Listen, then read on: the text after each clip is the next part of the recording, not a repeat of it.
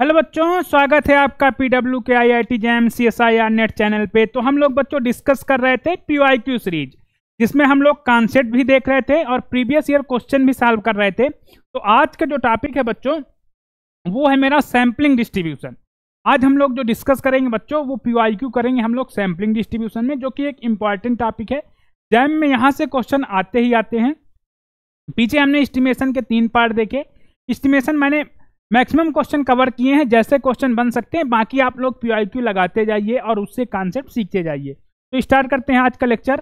तो आज का लेक्चर जो है बच्चों वो है हमारा PYQ सीरीज। आपका जो टॉपिक है वो है बच्चों PYQ सीरीज। तो PYQ सीरीज में हम लोग डिस्कस करेंगे बच्चों। आज हम लोगों का जो टॉपिक है उसमें हम लोग जो क्वेश्चन डिस्कस करेंगे वो मेनली हम लोगों का क्या होगा, सैम्पलिंग डिस्ट्रीब्यूशन का क्वेश्चन होगा। कहाँ से क्वेश्चन होगा वो? मेनली हमारा क्वेश्चन होगा सैम्पलिंग, क्योंकि आज हम लोग डिस्कस करेंगे सैम्पलिंग डिस्ट्रीब्यूशन। आज हम लोग जो डिस्कस करेंगे बच्चों वो हम डिस्कस करेंगे सैम्पलिंग डिस्ट्रीब्यूशन।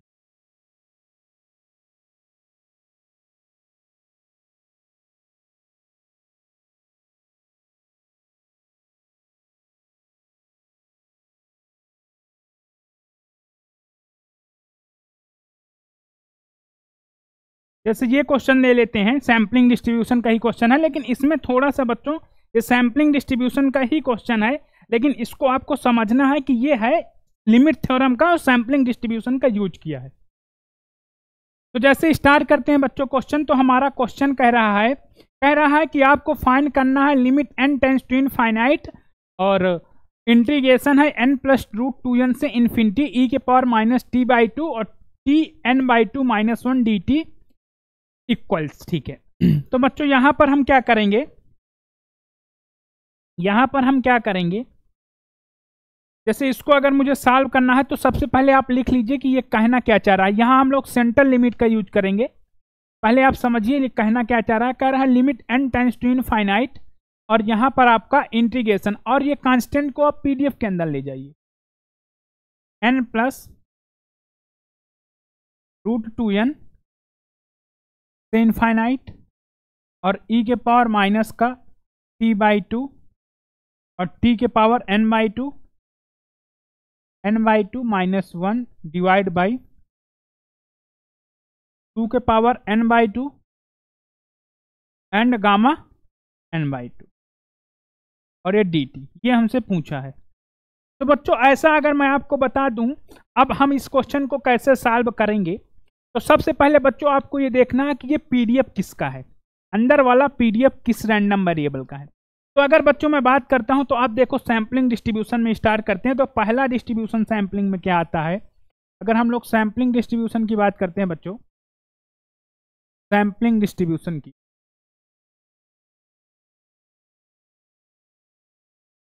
अगर हम बात करते हैं sampling distribution,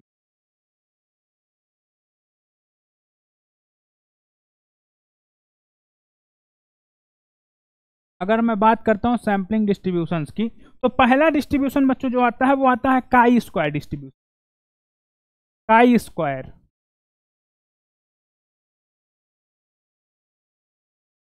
chi square distribution, chi square distribution. ठीक है।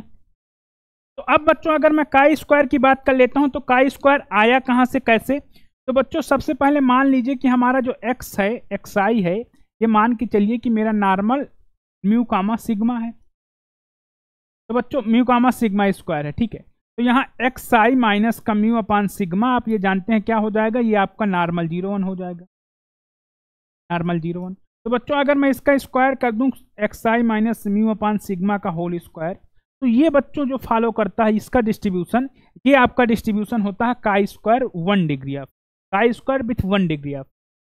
तो ऐसे काई स्क्वायर बनता है। फिर इसके बाद अगर मैं यहाँ पर बात कर लूँ, समेसन लगा दूं मैं i equal to 1 to n chi square, sorry इस चीज का मैं तो यहाँ पर summation i equal to 1 to n xi minus mu upon sigma का होल स्क्वायर। तो ये आपका फॉलो कर जाएगा क्या, काई स्क्वायर n। ठीक है। इतनी बात समझ में आई। तो ये काई स्क्वायर एन। अब इसके अगर मैं देखो, अब काई स्क्वायर एन की पी, ये तो आया काई स्क्वायर डिस्ट्रीब्यूशन, ऐसे हम लोग होते हैं।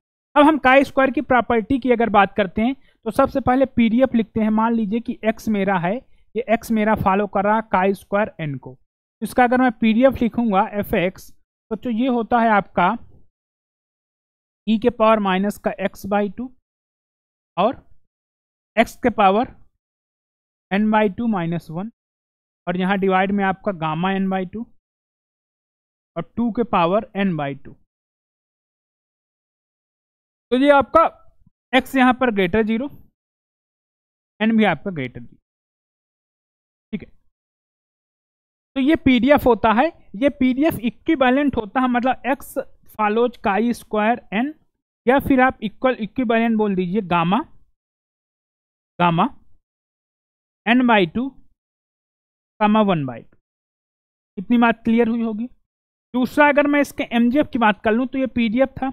अगर अब मैं इसके एमजीएफ की बात कर लूं, किसकी, अब मैं इसके एमजीएफ की बात कर लूं, एमजीएफ की, अगर मैं इसके एमजीएफ की बात कर लूं, अब एमजीएफ की एमएक्सटी जो होगा ये होगा 1 माइनस 2t के पावर माइनस का n बाई टू। तो ये इसका एमजीएफ है, और यहाँ t क्या होगा, t लेस 1 बाई, इसका एमजीएफ है ये इसका एमजीएफ है।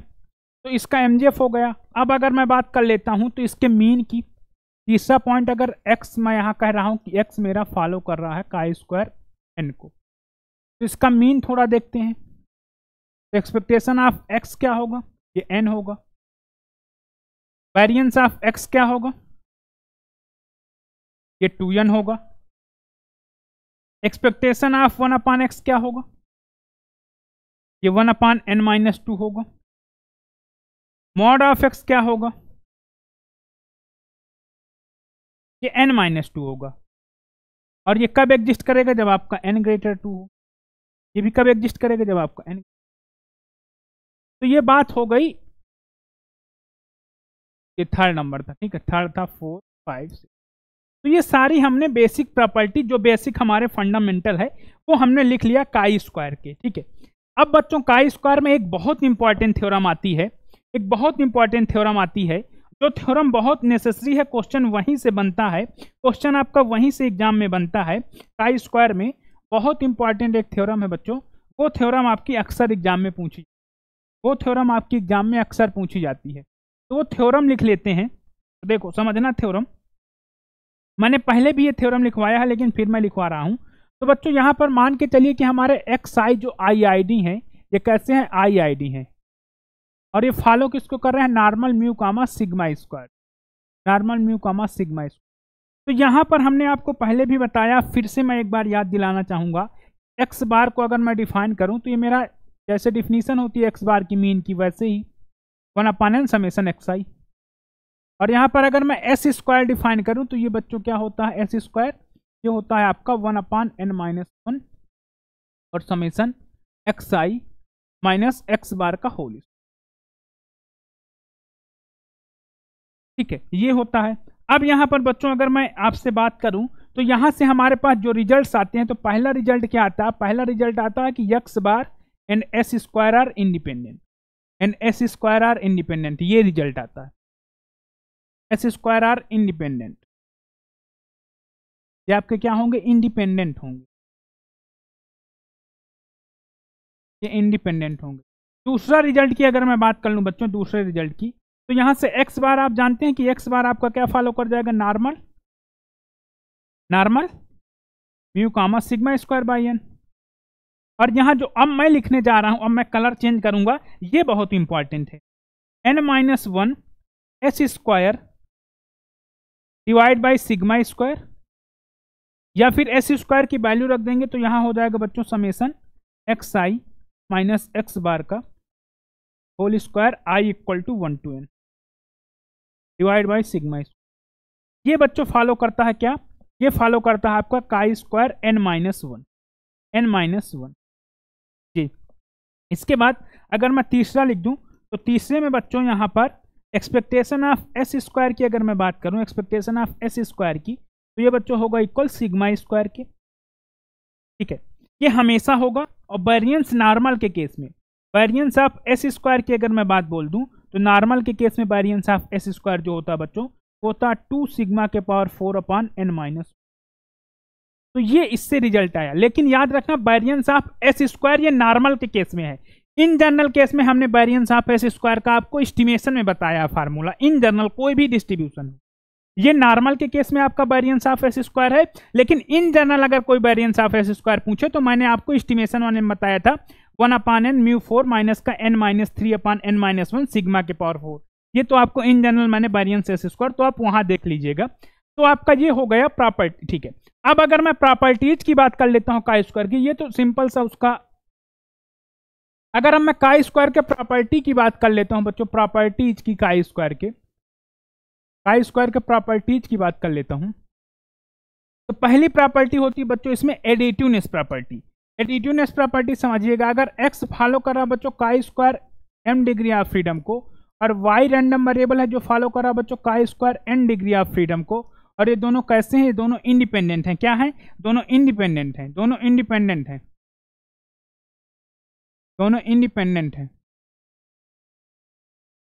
दोनों इंडिपेंडेंट है। तो पहला क्या होगा, x प्लस वाई का जो डिस्ट्रीब्यूशन होगा बच्चों ये फॉलो करेगा आपका काई स्क्वायर m प्लस n की डिग्री ऑफ फ्रीडम हो जाएगी बच्चों। x अपान x प्लस वाई का जो डिस्ट्रीब्यूशन होगा ये फॉलो करेगा बीटा फर्स्ट काइंड m/2 कामा n/2। अगर अब मैं यहीं पर x बाई वाई के डिस्ट्रीब्यूशन की बात कर लूं बच्चों तो यहां से आपका ये आ जाएगा बीटा सेकेंड काइंड, और यहां पर m/2 कामा n/2। इतनी बात आप सबको क्लियर होगी। ये पहला रिजल्ट हो गया, ये दूसरा हो गया, ये तीसरा। अब ये तीनों रिजल्ट बहुत इंपॉर्टेंट, तीनों रिजल्ट आपके कैसे हैं, बहुत इंपॉर्टेंट। और यहां पर x प्लस वाई इंडिपेंडेंट होगा x अपान x प्लस वाई से, और x प्लस वाई आपका इंडिपेंडेंट होगा x बाई वाई। ठीक है, ये इंडिपेंडेंट भी होंगे, ठीक है ना। ये सिंबल किसका है, ये इंडिपेंडेंट का सिंबल, ये इंडिपेंडेंट का सिंबल है, ठीक है ना।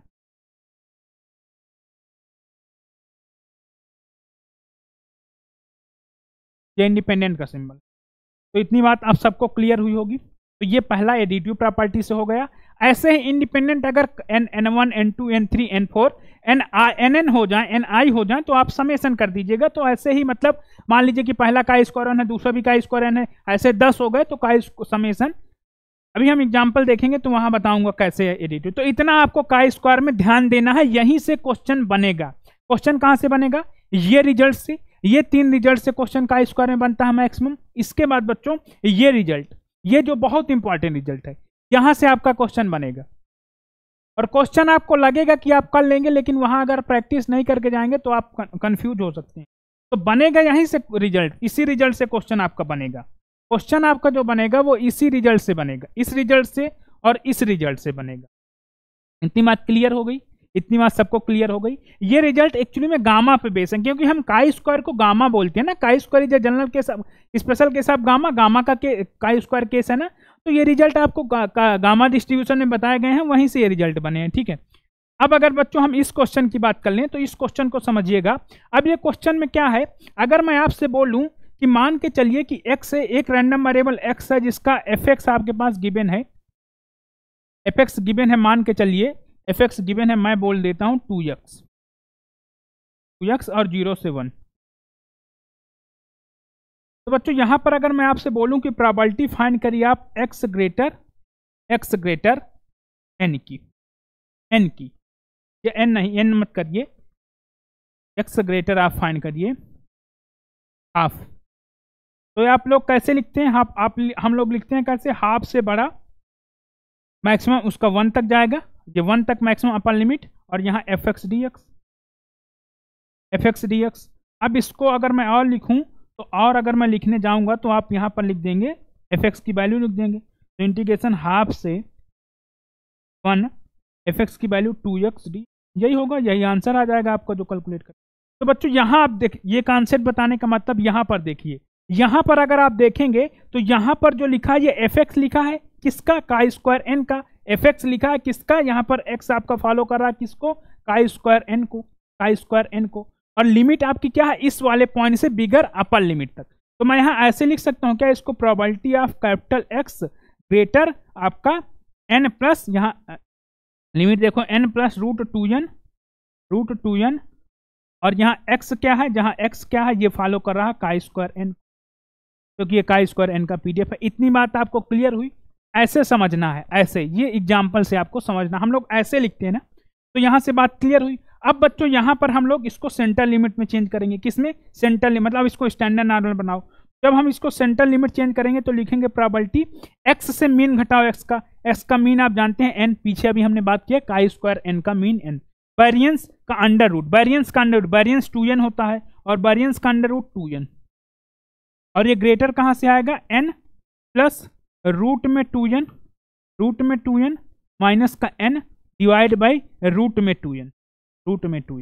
इतनी बात आप सबको क्लियर हुई होगी। एक बार फिर से मैं बताता हूं बच्चों, हमने x का मीन माइनस कर दिया और वेरिएंस के अंडर रूट से, मतलब स्टैंडर्ड डेविएशन से हमने डिवाइड किया।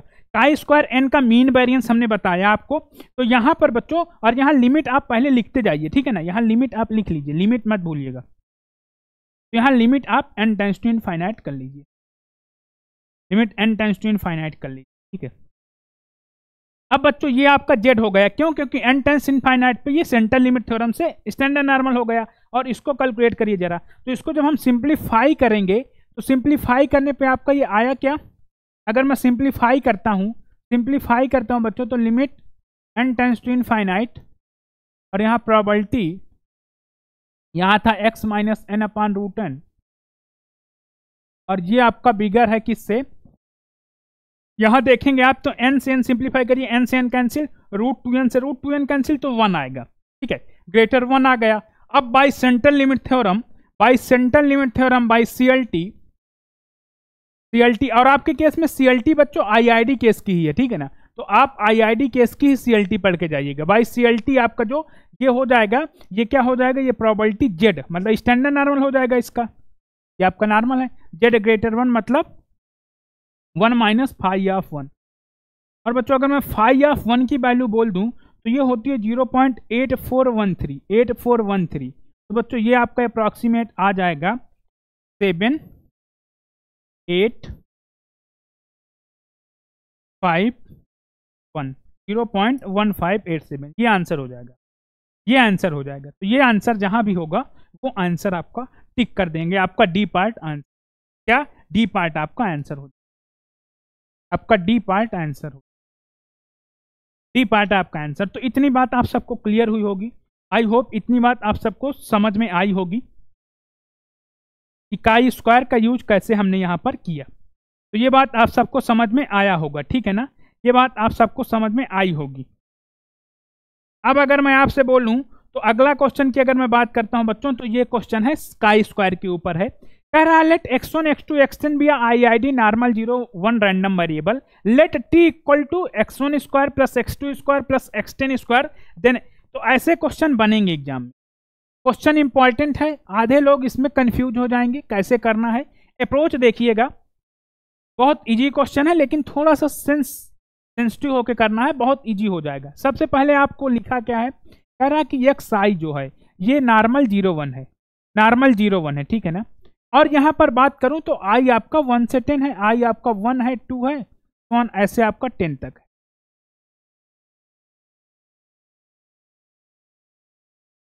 1 से 10 है, ठीक है, इतनी बात क्लियर। और t क्या है, x1 square plus x2 square plus x10 square. तो बच्चों अगर मैं यहां से xi स्क्वायर की बात करूं, xi स्क्वायर की, तो आप सब जानते हैं कि ये फॉलो कर जाएगा क्या, काई स्क्वायर 1, पीछे अभी बताया हमने आपको।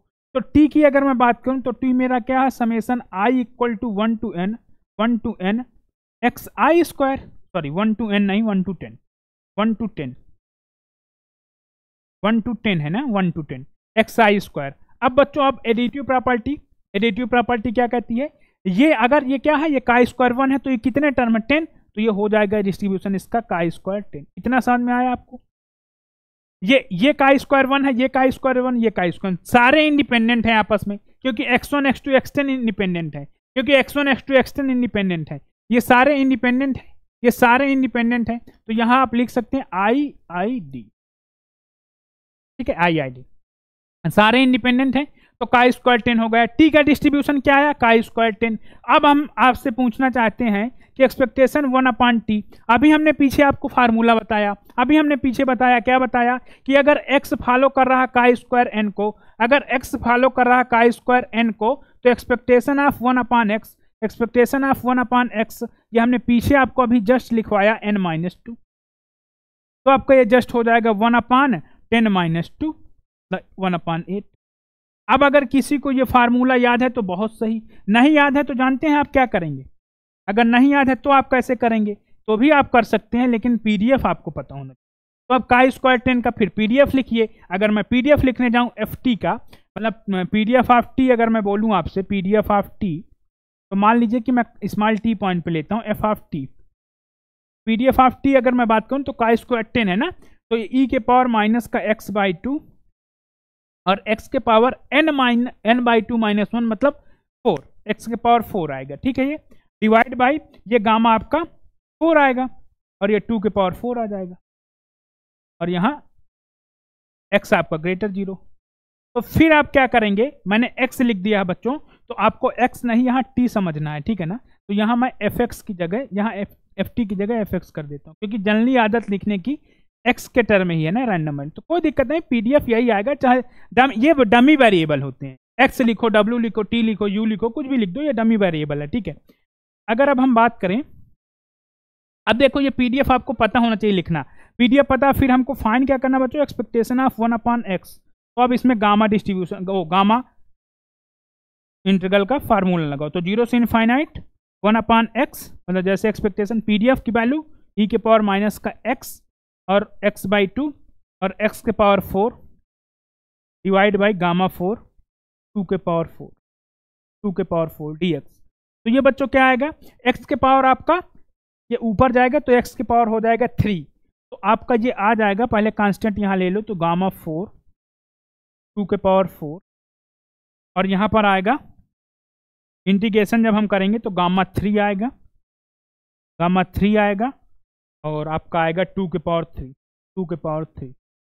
तो आप कैंसिल आउट जब करेंगे तो यहां से आप कैंसिल आउट करेंगे तो ये 2 ये नीचे 2 आ जाएगा, और गामा 4 में जब आप कैंसिल आउट करेंगे तो इसको क्या लिख सकते हैं आप,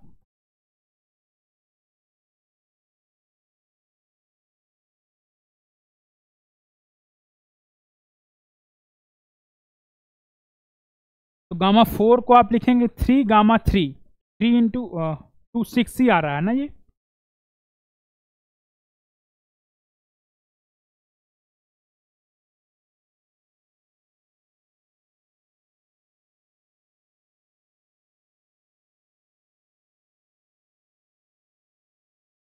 एक मिनट इसको कह रहा है कि e के पावर माइनस का ये आपका काई स्क्वायर 10 ही होगा, x के पावर n/2 मतलब 10/2 मतलब 5 - 1 x के पावर 4, x के पावर 4।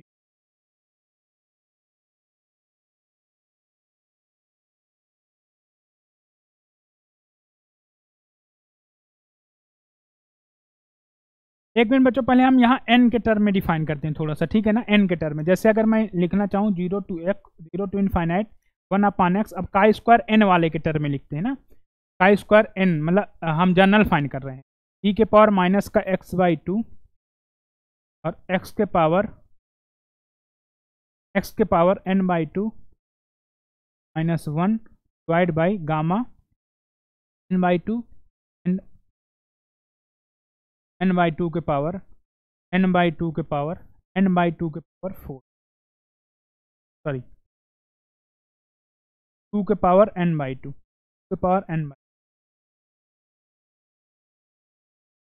n/2 ये होता है ना, हमने वहां मिस्टेक क्या किया था, 2 के पावर 4, यही मिस्टेक, ठीक है। मिस्टेक अब समझ में आया, हमने पीडीएफ ही गलत लिखा है यहाँ बच्चों गामा 5 होगा और यहाँ 2 के पावर 5 होगा, यहाँ गामा 5 होगा और 2 के पावर 5 होगा ना, यहाँ गामा 5 होगा, यहाँ गामा 5 होगा और 2 के पावर 5 होगा ना, तो यहाँ गामा 5 होगा, यहाँ गामा 5 होगा, यहाँ गामा 5 होगा और यहाँ 2 के पावर 5 होगा, ये कैलकुलेशन मिस्टेक थी, तो यहाँ पर लिख दीजिए वही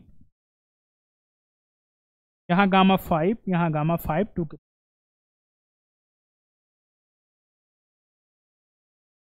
तो यहाँ गामा 5 2 के पावर 5 2 के पावर 5, और यहाँ पर आपका आ जाएगा गामा 5 और 2 के पावर 5। अब बच्चों यहाँ अगर मैं बात कर लूँ तो क्या आएगा,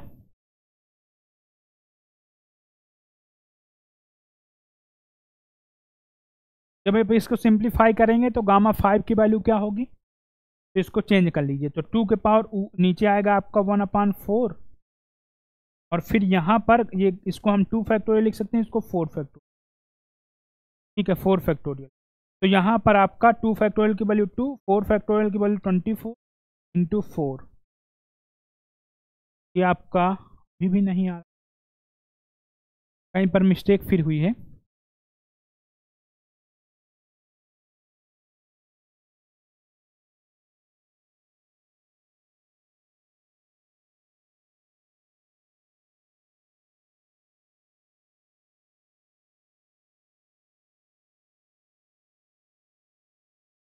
ओके, मिस्टेक ये हुई है बच्चों कि यहाँ पर हम लोग गामा 3 क्यों लिख रहे हैं, ये एक्चुअली में यही होता है कि जब हम थोड़ा स्टेप वो करते हैं तो मिस्टेक हो जाता है। जैसे यहाँ पर क्या है, यहाँ पर अगर मैं लिखूँ, देखो अब समझना, यहाँ से यहाँ अगर मिस्टेक क्यों हो रही थी, क्योंकि हम इसको आगे यहाँ अगर मैं लिखूँ तो आपका ये होगा क्या, 1/गामा 5 एंड 2 के पावर 5 आप बाहर ले लीजिए। अब यहाँ इंटीग्रेशन में आप लिखेंगे 0 से इनफाइनाइट और e के पावर माइनस का x/2 और x के पावर ये 4-1, x के पावर 4-1 dx, मतलब ये dx, ठीक है 4-1, मतलब अब हम इसको 3 ले रहे थे, तो ये गामा 3 थोड़ा, ये तो गामा 4 है ना, ये तो गामा 4 है, ये तो गामा 4 है, तो ये गामा 4 है, मतलब ये 1/गामा 5 2 के पावर, अगले पेज पे आ जाते हैं, देखो यहाँ समझो, इसको छोड़ो।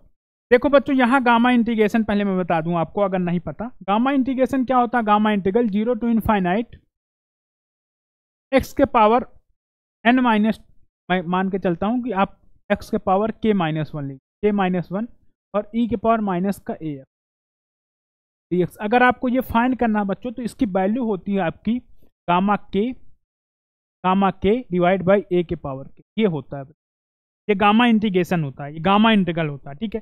तो अब पीछे वाले को फाइंड करेंगे, जब तो पीछे वाले को जब आप फाइंड करेंगे तो 1/गामा 5 2 के पावर 5 हमारे पास ये बाहर था, और यहाँ इंटीग्रेशन क्या था, 0 से इनफाइनाइट e के पावर माइनस का x/2 और x के पावर 4-1 dx, यही था, ठीक है। अब अगर हम यहाँ देखें इसको तो यहाँ पर n की वैल्यू कितनी है, 4 है, और a की वैल्यू 1/2 है, तो ये 1/गामा 5 2 के पावर 5 और ये हो जाएगा गामा 4 और यहाँ 1/2 के पावर 4, तो ये ऊपर आ जाएगा 2 के पावर 4, तो ये हो जाएगा 1/गामा 5 2 के पावर 5 इंटू गामा 4 और 2 के पावर 4।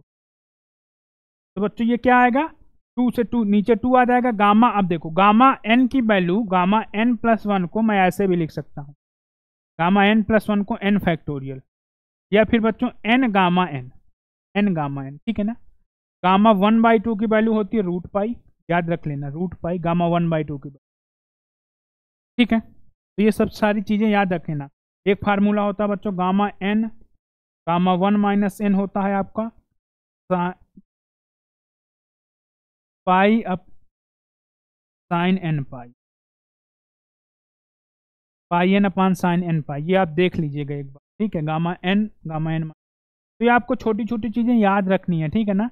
आप HK दास की बुक पढ़ लीजिएगा इसके लिए, HK दास की बुक बहुत अच्छी बुक है फॉर गामा बीटा के लिए, HK दास की बुक है, ये बहुत अच्छी बुक है आपको गामा बीटा के लिए, आपको बहुत अच्छी बुक है ये, ठीक है। तो यहाँ से आपका ये गामा 4 को हम क्या लिख सकते हैं, 3 फैक्टोरियल, गामा 5 को हम लिख सकते हैं 4 factorial, 3 factorial 4 factorial into 1/2, 3 factorial 4 factorial, तो नीचे आपका क्या आ जाएगा 1/4 इंटू 2 मतलब 1/8, तो ये आपका 1/8 ऐसे भी आएगा, ठीक है ना।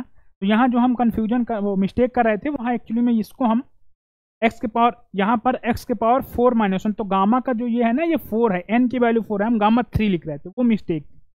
तो ऐसी छोटी छोटी मिस्टेक्स तो एग्जाम में बचिएगा कि एग्जाम में ऐसा फास्टली के चलते आपसे मिस्टेक ना हो जाए। जैसे हम यहाँ मिस्टेक कर दे रहे थे, तो ऐसा मिस्टेक हो सकता है बच्चों, ये एक ह्यूमन नेचर है, आपका मिस्टेक होना एक ह्यूमन नेचर है, तो ये कैलकुलेशन मिस्टेक हो सकता है। इसलिए जब आप किसी कैलकुलेशन को करें तो उसको एक बार रीचेक जरूर करें, एक बार रीचेक करें। अगर रीचेक करेंगे तो आपको अगर कैलकुलेशन मिस्टेक है तो मिल जाएगा, क्योंकि आपने पूरा क्वेश्चन किया, प्रोसीजर सही लगाया और लास्ट में फाइनल आंसर आपका गलत आया, तो आपका वो बहुत मार्क्स कम कर देगा और फिर वहां पर आपका सिलेक्शन हो सकता है कि रुक जाए। इसलिए कैलकुलेशन मिस्टेक को थोड़ा अवॉइड कर, कैलकुलेशन मिस्टेक से थोड़ा बचिएगा। कैलकुलेशन मिस्टेक से अभी आप प्रैक्टिस करेंगे तो वहां आपको समझ में आ जाएगा कि आपसे कैलकुलेट, जैसे मुझसे कैलकुलेशन मिस्टेक होता है तो मैं जानता हूं, तो मैं बार बार इसलिए रीचेक कर लेता हूं कि कहीं कैलकुलेशन मिस्टेक तो नहीं हुआ।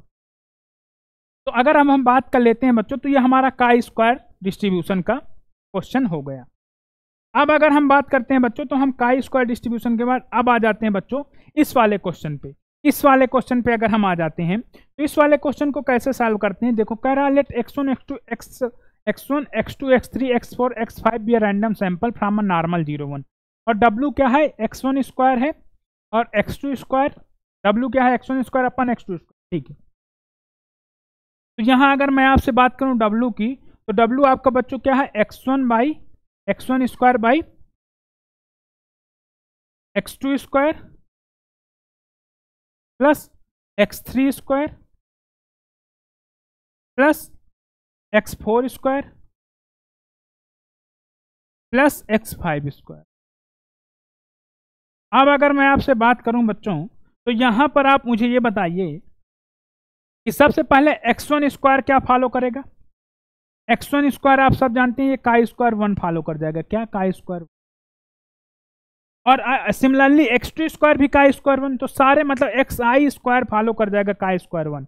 और i कहां से कहां तक है, i आपका 1 है, 2 है, 3 है, 4, और ये सारे इंडिपेंडेंट भी होंगे क्योंकि x1 x2 xn इंडिपेंडेंट है, तो उनका कोई भी फंक्शन इंडिपेंडेंट होगा। इंडिपेंडेंट रैंडम वेरिएबल का फंक्शन भी इंडिपेंडेंट होता है।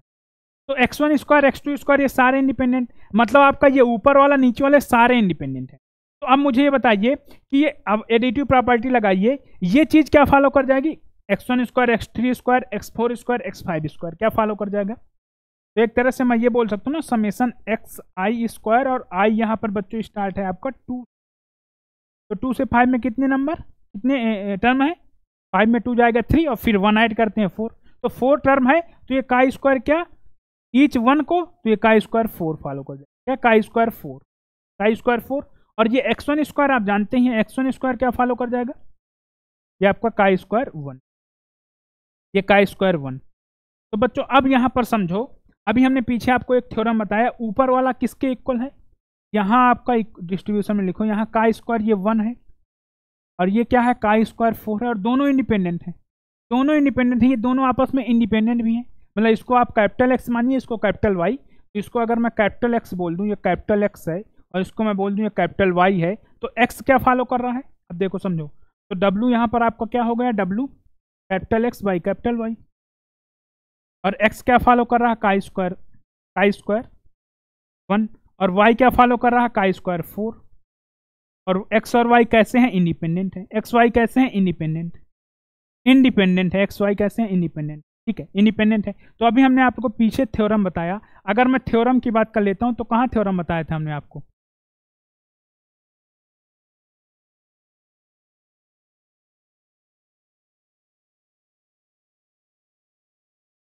ठीक है, थ्योरम हम एक बार और बताते हैं यहाँ पर। तो अभी हमने आपको बताया,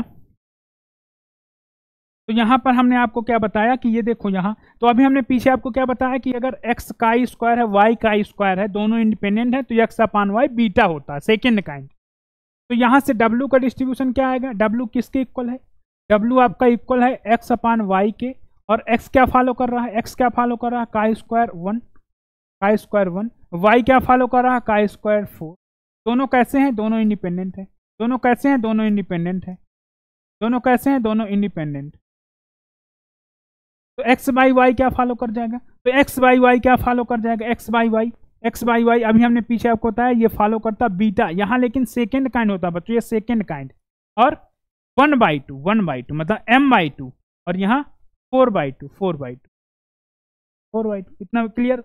अब बताइए बीटा सेकेंड काइंड का वेरिएंस, वो मीन, बीटा सेकेंड काइंड का मीन, अगर x फॉलो कर रहा है, मान के चलिए x नहीं, मैं बोल देता हूँ यू एक रैंडम वेरिएबल जो फॉलो कर रहा beta second kind, beta second kind, M comma N को, एम कामा एन को।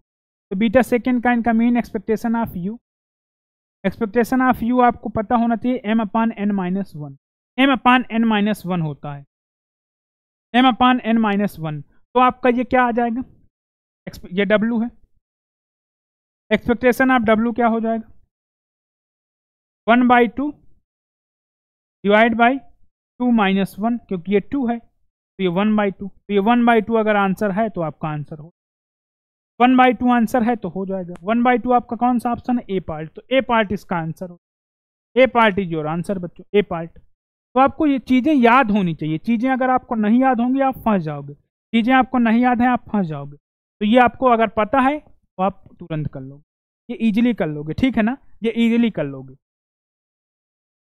इतनी बात क्लियर।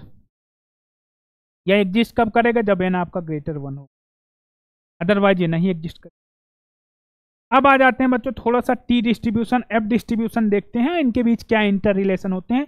ये टॉपिक अक्सर इनसे क्वेश्चन बनता है।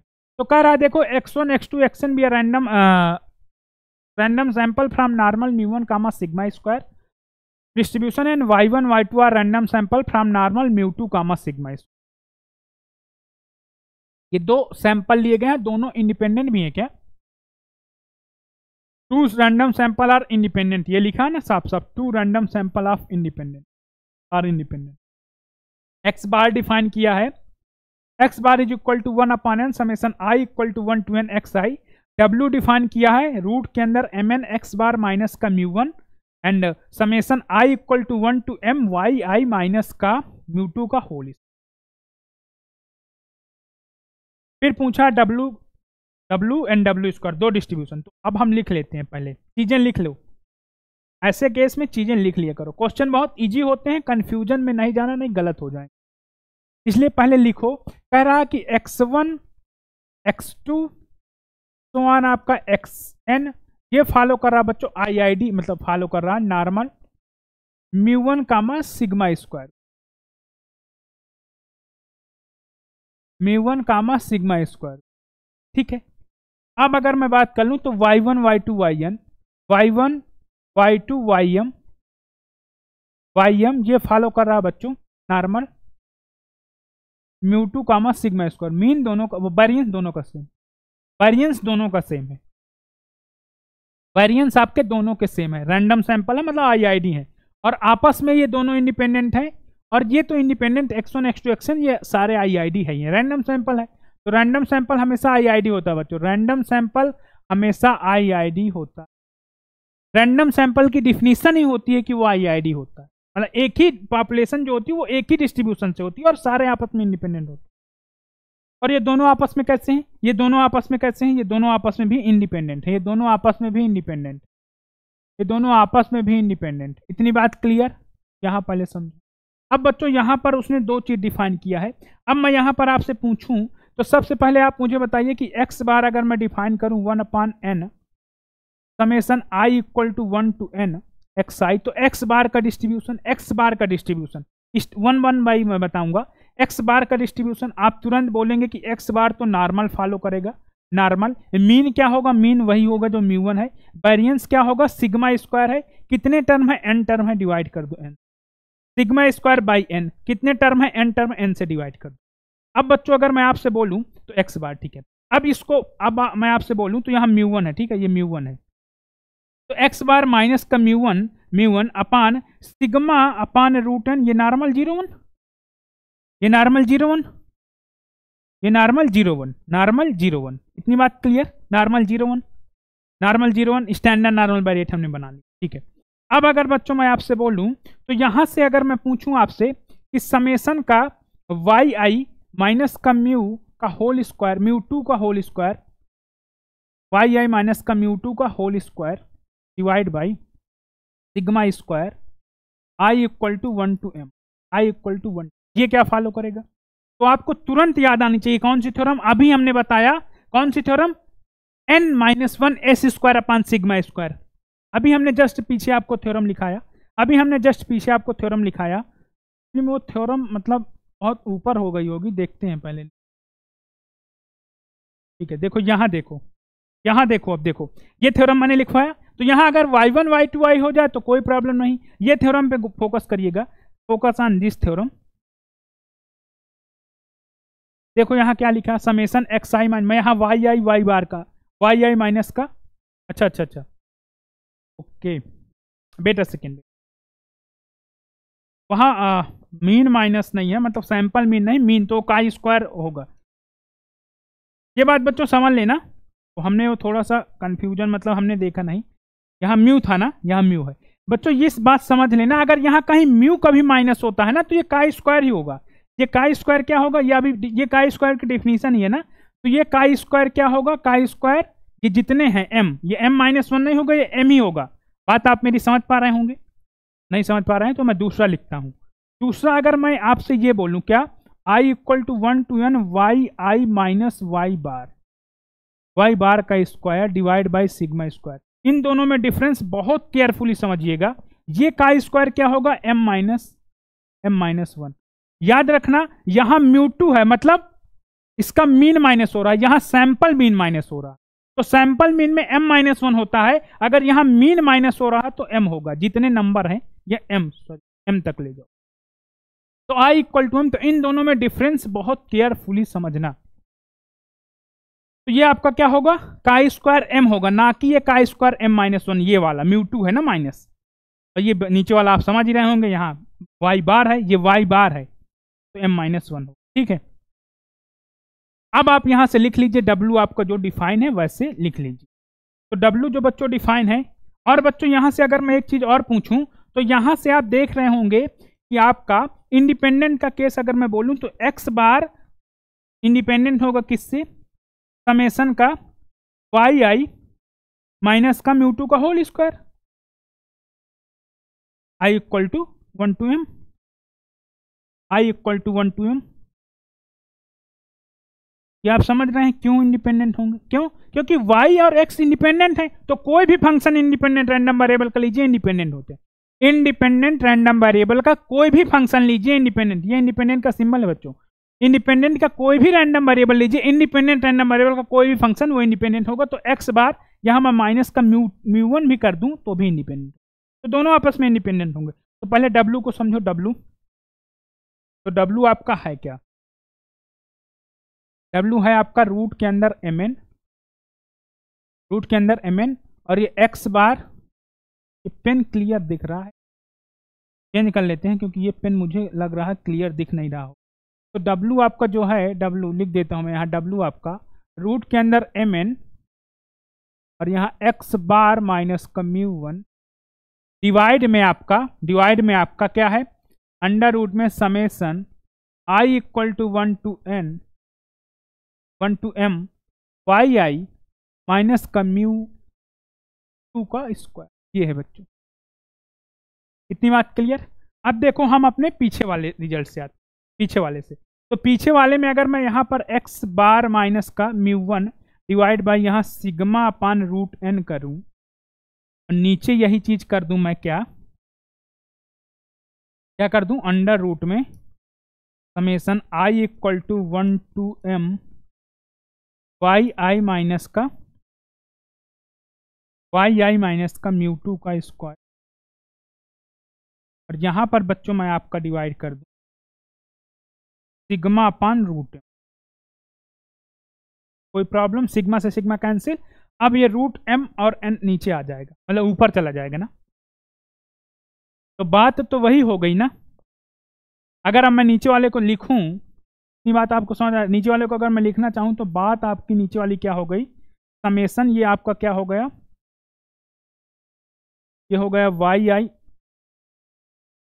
वाई आई माइनस का म्यू2 का square divide by sigma square, ये हो जाएगा, और डिवाइड बाई यहाँ m, i equal to 1 to m, और यहाँ ये x बार माइनस का म्यू अपान सिग्मा यहाँ रूट n। तो बच्चों यहाँ आप देखेंगे कि सिग्मा से सिग्मा कैंसिल हो रहा है, ये m, ये वाला नीचे डिनोमिनेटर वाला m ऊपर शिफ्ट होकर mn कर लेगा, तो आएगा तो w ही ना, तो w को ऐसे भी लिखा जा सकता है, या फिर अगर आपको नहीं समझ में आता तो आप ऐसे किया करिए इस m को यहाँ लाइए, इस m को यहाँ लाइए। तो जैसे आप m को यहाँ लाएंगे तो ठीक है, रूट m है, तो रूट m को जैसे लाएंगे तो ये 1/√m हो जाएगा, 1/√m हो जाएगा। जैसे ये इसको m रूट m ऊपर लिखा है तो नीचे भी तो मैं 1/√m कर सकता हूँ ना। तो रूट m इसको अंदर ले जाइए, इसके अंदर ले गए, अब वहाँ रूट n बचा, मतलब एक तरह से बचा क्या, रूट n ऊपर, और यहाँ पर आपका बचा x बार माइनस का μ1, और आपने रूट n को नीचे ले आए तो यहाँ पर बचा आपका समेसन i इक्वल 1 to m y I minus का μ2 का, और यहाँ डिवाइड में m। अब बच्चों याद रखना कि यहाँ सिग्मा है, तो जब अब यहाँ सिग्मा आपका थोड़ा डिस्टर्ब कर रहा होगा, तो यहाँ पर जैसे आप यहाँ पर 1/, यहाँ पर आपने सिग्मा से डिवाइड किया, यहाँ पर भी आप सिग्मा से डिवाइड कर देंगे, मतलब ऐसे।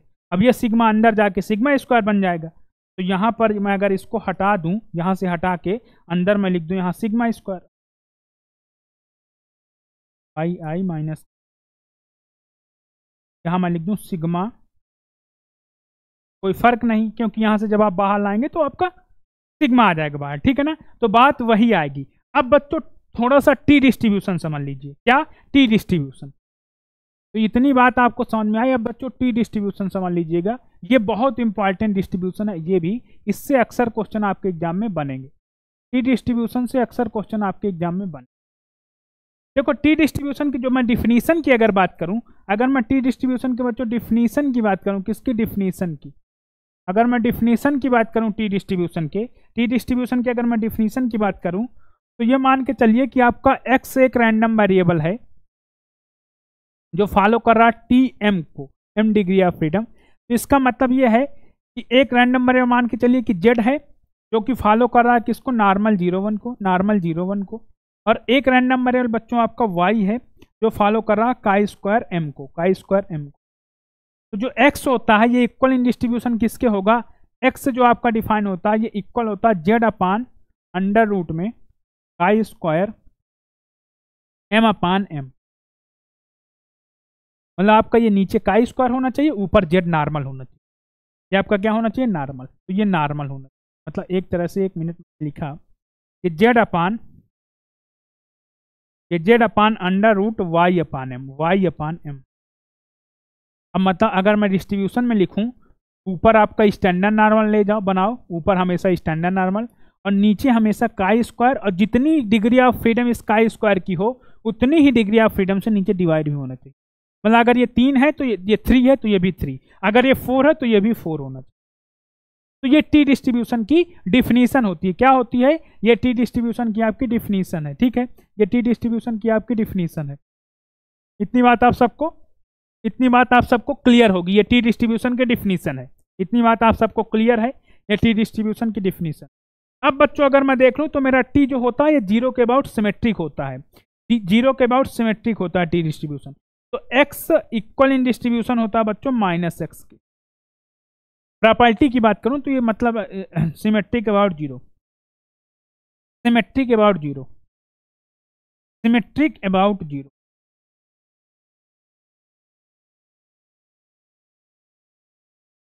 ठीक है, इतनी बात क्लियर हुई होगी। अब अगर बच्चों मैं और बात करूं और आगे, तो आगे बच्चों यहां अगर x फॉलो कर रहा है बच्चों t1 को, तो ये हो जाएगा इक्वल इन chi², मतलब ये आपका इक्वल इन डिस्ट्रीब्यूशन जो स्टैंडर्ड स्टैंडर्ड कौची, मतलब x अगर t1 को फॉलो कर रहा है t with 1 degree of freedom, तो ये कौची 0 1 होगा। और इसके पीडीएफ की बात आप जानते ही हैं, कौची का पीडीएफ क्या होता है, 1/π 1/1 + x², ये पीडीएफ होगा, ठीक है। और यहाँ x > 0, तो कौची और t के बीच क्या रिलेशन हुआ, t 1 डिग्री ऑफ फ्रीडम होता है, Cauchy 0 1, t 1 degree of freedom होता है, तो ये इंपॉर्टेंट है।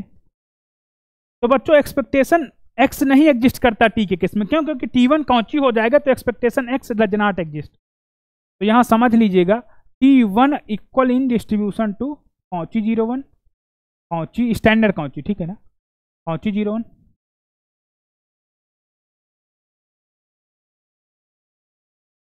कौची 0 1। और बच्चों देखो ये ठीक है जी।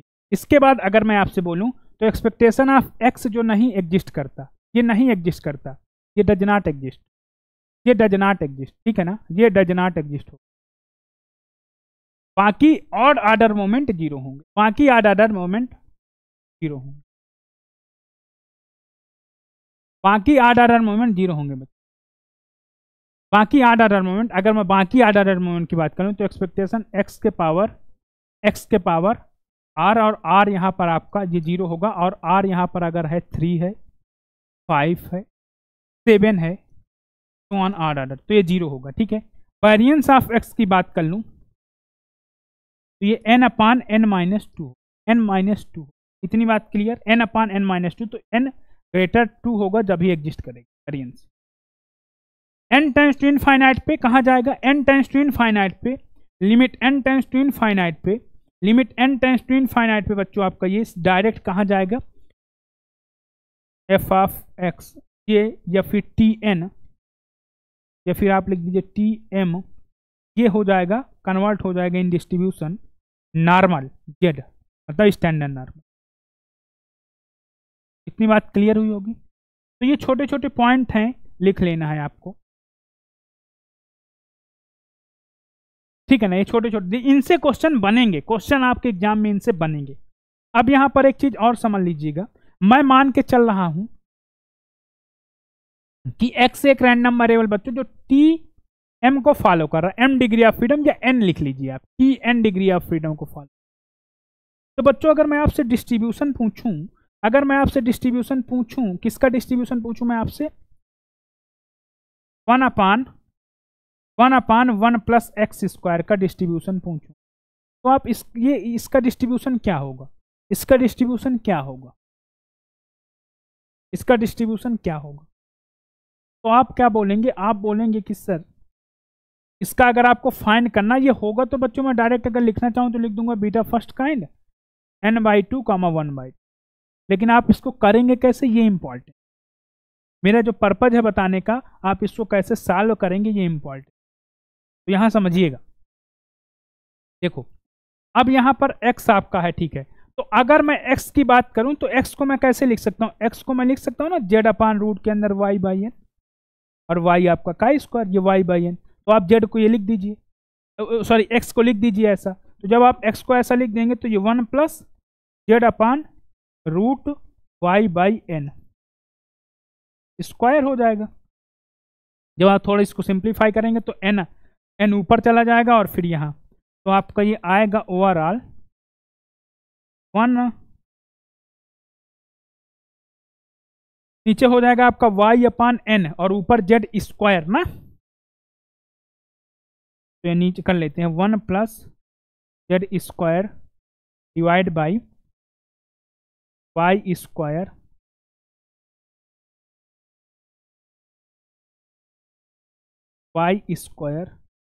और बाई n है ना, बाई n है, तो आप यहाँ लिख दीजिए, तो यहाँ पर आप इनटू, तो अब आपको क्लियर हुआ होगा, इतना क्लियर हुआ होगा। अब यहाँ से मैं और इसको सिंप्लीफाई करूँगा बच्चों, तो आपका ये ऊपर y स्क्वायर चला जाएगा, और नीचे आपका चला जाएगा, नीचे आपका y स्क्वायर प्लस का nz स्क्वायर, यही होगा nz स्क्वायर।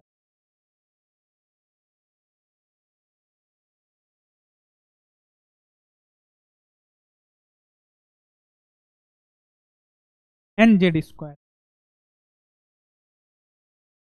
ठीक है। यहां पर बच्चों एक चीज और होती है, यहां पर n से मल्टीप्लाई भी होता है, यहां n से मल्टीप्लाई होगा, यहां पर n से आपका मल्टीप्लाई भी होगा। तो यहां जब आप n से मल्टीप्लाई कर लोगे, नहीं, एक मिनट, यहां पर बच्चों n से मल्टीप्लाई नहीं होता, एक्चुअली में ये होता क्या है, ये होता ऐसे है कि यहां होता है n/n प्लस एक्स स्क्वायर, ये होता है, या फिर आप यहां लिख दीजिए n को कॉमन लेंगे तो ये होता है आपका, ठीक है ना, इसका डिस्ट्रीब्यूशन होता है ये, मतलब एक्चुअली में ये होता है 1 plus 1/x square by n, ये ऐसा होता है, ऐसा होता है, तभी ना n आ जाएगा, n यहाँ जाएगा ऊपर जाएगा, ठीक है। अरे यार ये फिर गलत लिखी, यहाँ पर होगा आपका 1/1 plus x square by n, ये होगा, ये होगा, ये जब n यहाँ जाएगा n ऊपर चला जाएगा, जब आप यहाँ एलसीएम लेंगे। तो आपका ये होता है, ठीक है ना। तो यहाँ हमने कहाँ मिस्टेक किया, जहां जहां मिस्टेक किया होगा तो पूरा गलत हो गया, तो इसको पूरा एक बार इरेज। तो यहाँ से पहले आप सिंपल सिंपल करो। तो अगर मैं यहाँ से देखूँ तो ये दोनों इक्विवेलेंट है, तो मैं पहले यहाँ से सिंपली आपसे पूछूं तो एक्स स्क्वायर बाई एन की वैल्यू, एक्स को हम कैसे लिख सकते हैं, एक्स को हम लिख सकते हैं वाई बाई, सॉरी एक्स को हम लिख सकते हैं जेड बाई रूट के अंदर वाई बाई एन। एक्स को लिख दो वैसे, स्क्वायर कर दो, बाई एन कर दो। यहाँ से अगर मैं सिंप्लीफाई करूँगा, ये मेरा आएगा जेड स्क्वायर डिवाइड बाई ये आएगा मेरा वाई स्क्वायर, और जी आएगा मेरा एन स्क्वायर, सॉरी एन, ये वाई स्क्वायर नहीं वो वाई आएगा, वाई आएगा, वाई स्क्वायर नहीं आएगा, वाई बाई एन। और यहाँ डिवाइड होल डिवाइड एन है तो यहाँ 1/n आ जाएगा। तो ये एन और एन कैंसिल हो जाएंगे, तो आपका ये आ जाएगा जेड स्क्वायर बाई वाई। अब समझ पा रहे होंगे, z square by y, x square by n को जेड स्क्वायर बाई वाई। और यहाँ जेड और वाई दोनों याद है ना आपको क्या है, जेड तो आपका है नॉर्मल 0 1, जेड तो आपका नॉर्मल 0 1 है, और वाई आपका जो है ये काई स्क्वायर एन है। यहाँ एन है, यहाँ टी एन की बात कर रहा हूं मैं, तो chi square degree of freedom m ना हो के एन होगा ना। तो वाई आपका, और दोनों हैं कैसे वाई और जेड, वाई और जेड आपके इंडिपेंडेंट होते हैं। आप ये जानते हैं इंडिपेंडेंट होते हैं, इंडिपेंडेंट होते हैं। इतनी बात क्लियर, वाई और जेड इंडिपेंडेंट। तो बच्चों यहाँ वैल्यू रख दो बस, एक्स स्क्वायर बाई एन की value Z square by Y. तो जब आप रखेंगे तो 1/1 plus Z square by Y, तो ये हो जाएगा Y upon Y plus Z square. Y क्या फॉलो कर रहा है, वाई क्या फॉलो कर रहा है, chi square n. Equal in distribution, ऊपर वाला क्या है chi square n, y chi square n. Z square क्या फॉलो करेगा, काई स्क्वायर 1, क्योंकि नॉर्मल का स्क्वायर काई स्क्वायर 1, तो ये काई स्क्वायर 1 फॉलो कर जाएगा, ठीक है। तो अब आपस में दोनों इंडिपेंडेंट है, तो ये क्या हो गया, ये हो गया बीटा फर्स्ट काइंड n/2 1/। तो अगर कभी आपसे एग्जाम में ऐसा क्वेश्चन बने बच्चों कि मान लीजिए कि x फॉलो कर रहा है t n-1, अब आपसे पूछा जाए कि expectation of n/n plus x square, तो आपको क्या, आप इसका एक्सपेक्टेशन क्या बताएंगे, आप इसका एक्सपेक्टेशन क्या बताएंगे। इसका एक्सपेक्टेशन होगा बच्चों n/n प्लस 1, n/n प्लस 1। इतनी बात क्लियर, n/n प्लस 1 ये आंसर हो जाएगा ना। तो ये रिजल्ट है, ये रिजल्ट के तौर पे आप लिख लें। तो अगर n की वैल्यू मैं 3 कर दूंगा तो इससे क्वेश्चन बहुत सारे बन सकते हैं। ये रिजल्ट, ये एक बार ऐसा क्वेश्चन बच्चों पूछा गया था ISI में, शायद क्वेश्चन ये पूछा गया था, एक्सपेक्टेशन पूछा गया, और रिजल्ट बाकी ये वाला आप जानते हैं, यहाँ डिस्ट्रीब्यूशन की बात। तो ये इंपॉर्टेंट है बच्चों, ये रैंडम वेरिएबल, ठीक है ना, ये n/n। और मैंने प्रूफ भी बताया कि कैसे ये फॉलो करेगा, ठीक है। तो इतनी बात आप सबको क्लियर हुई होगी। अब बच्चों यहाँ टी डिस्ट्रीब्यूशन में, हाँ ठीक है, तो टी की सारी प्रॉपर्टी मैंने बता दिया, जितनी इंपॉर्टेंट प्रॉपर्टी टी में आती थे क्वेश्चन, उतना मैंने टी की सारी प्रॉपर्टी बता दी। टी कैसे बनाएंगे टी, तो यहाँ पर अगर मैं अपने क्वेश्चन पे आ जाऊं, कहाँ था क्वेश्चन, तो बच्चों यहाँ पर आप देख रहे होंगे कि आपका ये ऊपर वाला नॉर्मल 0 1 है। अगर मैं यहाँ पर लिखूं तो ऊपर वाला डिस्ट्रीब्यूशन के इक्वल लिखूं, तो यहाँ आप देख रहे होंगे कि ऊपर वाला आपका नॉर्मल 0 1 हो गया, नॉर्मल 0 1, और नीचे वाला आपका अंडर रूट में ये काई स्क्वायर क्या है, m है, ये काई स्क्वायर m है, ये काई स्क्वायर m है, और डिवाइड बाई m। तो आपका w जो फॉलो कर गया वो बच्चों फॉलो कर गया, w का डिस्ट्रीब्यूशन काई स्क्वायर, वो tm आ गया, tm। इतनी बात क्लियर, w का डिस्ट्रीब्यूशन tm हो गया, क्या हो गया tm, मतलब t, w आपका फॉलो कर गया t, और इसकी डिग्री ऑफ फ्रीडम m हो गई। तो देखो कहीं लिखा है ये option, w follows t with m degree, तो a पार्ट इसमें ट्रू होगा, ए पार्ट इज योर आंसर। लेकिन बच्चों अभी यहाँ एक चीज और फोकस, डब्ल्यू स्क्वायर और डब्ल्यू स्क्वायर की बात अभी मैं करूंगा, तो पहले थोड़ा सा समझते हैं बच्चों एफ डिस्ट्रीब्यूशन। टी डिस्ट्रीब्यूशन में एक रिजल्ट मैं और बताऊंगा, देखो समझो, बहुत इंपॉर्टेंट है, इससे अक्सर एग्जाम में क्वेश्चन बनेगा, बहुत इंपॉर्टेंट है, अक्सर एग्जाम में क्वेश्चन। जैसे बच्चों अगर मैं कह दूं कि मान के चलिए कि एक्स आई जो है ये आई आईआईडी है, नॉर्मल म्यू कामा सिग्मा, और यहाँ आई क्या है आपका, आई आपका 1 से 2 सारे n IID है, सारे IID है, सारे IID हैं, ठीक है ना, सारे IID। अब अगर मैं डिफाइन करूं बच्चों तो यहाँ एस स्क्वायर, यहाँ मैं डिफाइन करूं एक्स बार, और सिंपल सा आप समझते हैं डिफिनीशन इसकी जो होती है, सैंपल मीन का जो फार्मूला होता है वो फार्मूला, और एस स्क्वायर का जो फार्मूला होता है वही फार्मूला।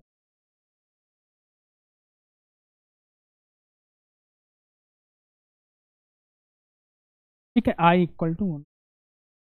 तो बच्चों यहां पर अगर मैं आपसे पूछूं, मैं आपसे अगर पूछूं कि x bar minus mu divide by root के अंदर एस इसका डिस्ट्रीब्यूशन अगर मैं आपसे पूछूं तो आप क्या बताएंगे? या नहीं, डिवाइड में रूट एस मत करिए, ओनली एस कर लीजिए, ओनली एस। इसका डिस्ट्रीब्यूशन क्या होगा? ओनली एस है।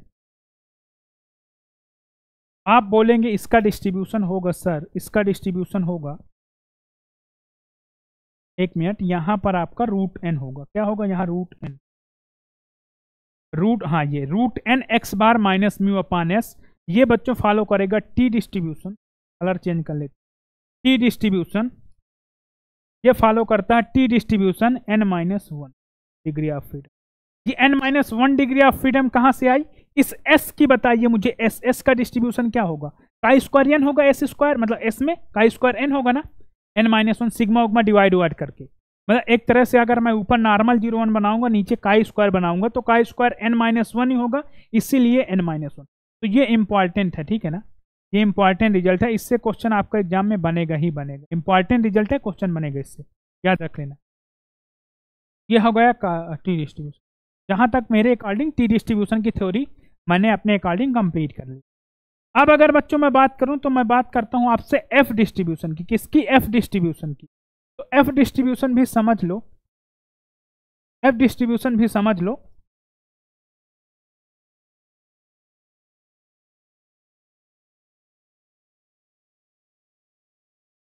एफ डिस्ट्रीब्यूशन समझ लो।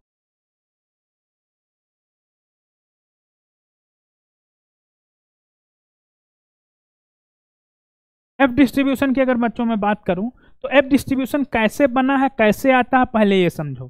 तो बच्चों रेशियो ऑफ काई स्क्वायर होता है एफ डिस्ट्रीब्यूशन। मतलब अगर मैं आपसे बोलूं कि एक्स एक रैंडम वेरिएबल है जो फॉलो कर रहा बच्चों काई स्क्वायर एम को, और y एक रैंडम वेरिएबल बच्चों जो फॉलो कर रहा है काई स्क्वायर n को, और ये दोनों आपस में है कैसे? ये दोनों आपस में है इंडिपेंडेंट, ये दोनों आपस में इंडिपेंडेंट है। क्या है? इंडिपेंडेंट है, ये आपस में दोनों इंडिपेंडेंट हैं। और बच्चों यहां से अगर मैं आपसे बात करूं तो यहां से अगर मैं पूछूं आपसे x बाई एम के डिस्ट्रीब्यूशन की, और y बाई एन एक रैंडम वेरिएबल मैंने डिफाइन किया, ये f मान लीजिए f, तो x बाई एम और y बाई एन, तो ये इक्वल इन डिस्ट्रीब्यूशन क्या होंगे? ये इक्वल इन डिस्ट्रीब्यूशन अगर मैं बात करूं तो x आपका क्या है? काई स्क्वायर m है, डिवाइड में आपका m है, और यहां से y आपका काई स्क्वायर, y आपका काई स्क्वायर n है, डिवाइड में आपका n है। तो ये बच्चों आपका फॉलो कर जाएगा क्या? f m कामा n, ठीक है ना, m कामा n। मतलब इसकी जो डिग्री ऑफ फ्रीडम होगी ऊपर वाला, उसके नीचे वही डिवाइड होना चाहिए, इसकी जो डिग्री ऑफ फ्रीडम वही डिवाइड, तो पहला आपका m कामा n ये। अब बच्चों यहां से एक रिजल्ट इंपॉर्टेंट है, इससे क्वेश्चन अक्सर बनता है एग्जाम में। x अगर फॉलो कर रहा बच्चों f m कामा n को, f m कामा n को, ये बहुत इंपॉर्टेंट रिजल्ट है, रेसिप्रोकल रिजल्ट बोलते हैं इसे। 1 अपॉन एक्स फॉलो करता है बच्चों एफ एन कामा एम को। यहां से क्वेश्चन अक्सर एग्जाम में बनेगा, यहां से आपके एग्जाम में क्वेश्चन अक्सर बनेगा, ये इंपॉर्टेंट है, ये लिख लेना है। तो ये दो रिजल्ट हो गए। तीसरा रिजल्ट बच्चों, तीसरा रिजल्ट अगर मैं बात करता हूं तो मेरा एफ डिस्ट्रीब्यूशन में यही है। इसकी प्रॉपर्टी की बात करते हैं बच्चों, तो इसमें एक्सपेक्टेशन ऑफ एक्स जो होता है बच्चों वो n अपॉन n माइनस 2 होता है। n/n-2 और तभी एग्जिस्ट करता है जब आपका n ग्रेटर, और बाकी ये आपका सिमेट्रिक नहीं होता।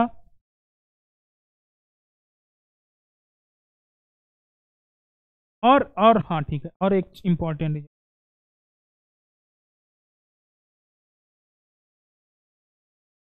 एक बच्चों इंपॉर्टेंट रिजल्ट ये है कि मान के मैं, चलिए मैं डिफाइन करता हूँ n1 x अपान, मान के चलिए कि मैं कहता हूँ कि x मेरा है जो f n1 कामा n2 है, n1 कामा n2, ठीक है, n1 कामा n2 से मैं तो बच्चों ये रिजल्ट आप समझिएगा, या फिर m कामा n ही ले लो, m कामा n ही ले लो आप, सर चेंज हो गया, x, तो x आपका फॉलो कर रहा, मान के चलिए f m कामा n, तो बच्चों आपका mx अपान n प्लस mx, ये जो फॉलो करता है ये बीटा सेकेंड काइंड होगा, ये बीटा सेकेंड काइंड, ये आपका बीटा सेकेंड काइंड, और ये m/2 कामा n/2, m/2 कामा n/2। इसका डिस्ट्रीब्यूशन देख लेते हैं कैसे आता है, देखो ये समझो, कभी ऐसा हो ना तो आप सीधे काई स्क्वायर, तो इसमें x क्या है, x इक्वल इन डिस्ट्रीब्यूशन क्या होगा, x यही होगा ना, x को मैं ऐसे लिख सकता हूँ ना, काई स्क्वायर का m divide by m divide by chi square का n डिवाइड बाई n, यही लिख सकता हूँ इक्वल इन डिस्ट्रीब्यूशन। तो जब x की यहाँ वैल्यू कर दीजिए तो m capital X divide by n plus mx, ये इक्वल इन डिस्ट्रीब्यूशन किसके होगा बच्चों, x की जब आप वैल्यू x का डिस्ट्रीब्यूशन रखोगे तो ये काई स्क्वायर क्या होगा, m डिवाइड बाई m, फिर यहाँ divide by chi square n divide by chi square n divide by n। इतनी बात क्लियर। अब नीचे आ जाओ, नीचे आप जब रखोगे n तो n यहाँ n, अब यहाँ आप m x की वैल्यू, या सीधा सीधा पहले mx ही फाइंड कर लो, mx नहीं फिर आप कंफ्यूज पड़ जाओगे, mx फाइंड कर लो पहले mx। तो अगर मैं mx की बात कर लूँ, mx की, तो mx मेरा क्या हो जाएगा, इक्वल इन डिस्ट्रीब्यूशन की बात करूँ तो इसका डिस्ट्रीब्यूशन m, x का डिस्ट्रीब्यूशन है काई स्क्वायर m, और ये डिवाइड बाई m हो जाएगा, और फिर होल डिवाइड बाई n, वो काई स्क्वायर n, ये whole divide by chi square n and chi square n and whole divide by n, यही होगा। तो m से m कैंसिल कर लो, m से m कैंसिल कर लो, m से m कैंसिल कर लो, कोई दिक्कत यहाँ तक तो किसी कोई प्रॉब्लम नहीं होगी। तो आपका mx की वैल्यू जो आ जाएगी, mx इन इक्वल डिस्ट्रीब्यूशन, मतलब mx ये आपका आ जाएगा काई स्क्वायर m, और यहाँ n divide by chi square n, लिख दो, तो लिख दो भाई mx की वैल्यू, तो यहाँ mx की वैल्यू हो जाएगी n chi square m divide by chi square n whole divide by n plus chi square m n divide by chi square n। ये बात क्लियर हो गई होगी, मतलब मैंने क्या किया, mx equal in distribution value रख दिया सिर्फ। अब यहाँ थोड़ा सिंप्लीफाई करो बच्चों, नीचे काई स्क्वायर n है, नीचे काई स्क्वायर n है, एलसीएम ले लो, तो यहाँ n chi square n, n chi square m, तो अगर मैं इसको सिंप्लीफाई करूंगा तो ऊपर आपका n काई स्क्वायर m और नीचे आपका काई स्क्वायर n, और नीचे आप एलसीएम लेंगे तो ये काई स्क्वायर n, n यहाँ है, प्लस का n काई स्क्वायर m, और नीचे आपका ये डिवाइड होगा, नीचे जो एलसीएम है वो काई स्क्वायर n। अब आप देखिए यहाँ काई स्क्वायर n आप कैंसिल आउट कर लीजिए, तो ये वाला टर्म कैंसिल आउट, अब बचा n और यहाँ भी n, तो n से n कॉमन लेके इस n को निपटा दो, मतलब n से n कॉमन ले लो, यहाँ n ऊपर n है, काई स्क्वायर का m है, डिवाइड बाय नीचे आप n कॉमन ले लेंगे तो आपका ये काई स्क्वायर क्या आ जाएगा, m plus chi square n, chi square बच्चों ये बीटा फर्स्ट काइंड होता है, सेकेंड नहीं होता। अभी देखो हमने प्रूफ इसीलिए किया, ये बीटा फर्स्ट काइंड होगा, ठीक है ना, सेकेंड नहीं होगा, बीटा फर्स्ट काइंड होगा। सेकेंड काइंड अभी हम बताएंगे क्या होगा वो। तो एन से एन कैंसिल कर लो, एन से एन, तो ये आपका क्या हुआ। अब ये बचा क्या, अगर देखेंगे आप तो ये काई स्क्वायर क्या है, एम बचा। मैं ऊपर ही समझा देता हूँ आपको, तो अब देखना समझना, यहाँ काई स्क्वायर एम बचा, डिवाइड बाई यहाँ क्या बचा, काई स्क्वायर एम बचा, और यहाँ काई स्क्वायर एन। तो आपको अभी पीछे हमने रिजल्ट बताया कि यहाँ अगर ऊपर काई स्क्वायर है नीचे काई स्क्वायर, तो ये बीटा फर्स्ट काइंड जाएगा m by two, beta first kind m by two comma n by. इतनी बात आप सबको क्लियर हुई होगी। जितना डिग्री ऑफ फ्रीडम इसका है, ये नीचे अगर वही है, मतलब एक तरह से मैंने आपको बताया था ना एक्स अपान एक्स प्लस वाई, हाँ एक्स मतलब अगर मैं आप रिजल्ट रिकॉल करवाऊँ, अगर मैं आपको रिजल्ट रिकॉल करवाऊँ बच्चों, अगर मैं रिजल्ट आपको रिकॉल करवाऊँ, अगर मैं आपको रिजल्ट रिकॉल कराऊँ, तो रिजल्ट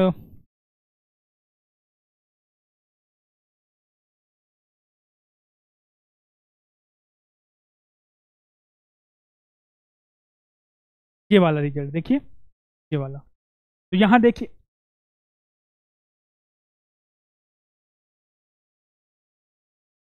तो रिजल्ट बच्चों अगर मैं आपको बता दूं यहीं पर, तो मैंने बताया था ना कि एक्स अपान एक्स प्लस वाई, ये एक्स अपान आज अभी बताया ना एक्स अपान एक्स प्लस वाई ये आपका फॉलो करता है अगर एक्स का स्क्वायर वाई का स्क्वायर एन है, तो वही रिजल्ट लगा दिया, ठीक है। तो ये याद रखना है, ये आपका बीटा। यहाँ पर एक चीज और याद रख लेना है, तो ये पहला हो गया। दूसरा बच्चों यहाँ पर अगर मुझे इसे बीटा सेकेंड काइंड बनाना है, तो बीटा सेकेंड काइंड क्या होगा, बीटा सेकेंड काइंड क्या होगा, ये m by N x, m by N x जो होगा ये beta second kind follow, beta second kind m by two n, बस बन गया। तो पहले बीटा फर्स्ट काइंड बनाया आपने, फिर सेकेंड काइंड बनाया, यहाँ से x आपका क्या है एफ एम कामा। तो वैसे भी आपको एक ट्रांसफॉर्मेशन हमने और बताया था कि अगर x बीटा है तो x upon one plus x beta second kind होता है। तो वैसे आपको ट्रांसफॉर्मेशन देखो, इसीलिए ट्रांसफॉर्मेशन इंपॉर्टेंट होता है। हमने बताया था ना कि x अगर आपका बीटा फर्स्ट काइंड m कामा n है, तो आपका x upon one plus x जो होगा बच्चों, ये आपका बीटा सेकेंड काइंड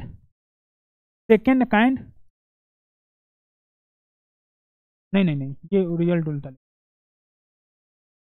हमने आपको बताया था कि अगर x आपका बीटा सेकेंड काइंड है, बीटा सेकेंड काइंड है m कामा n है,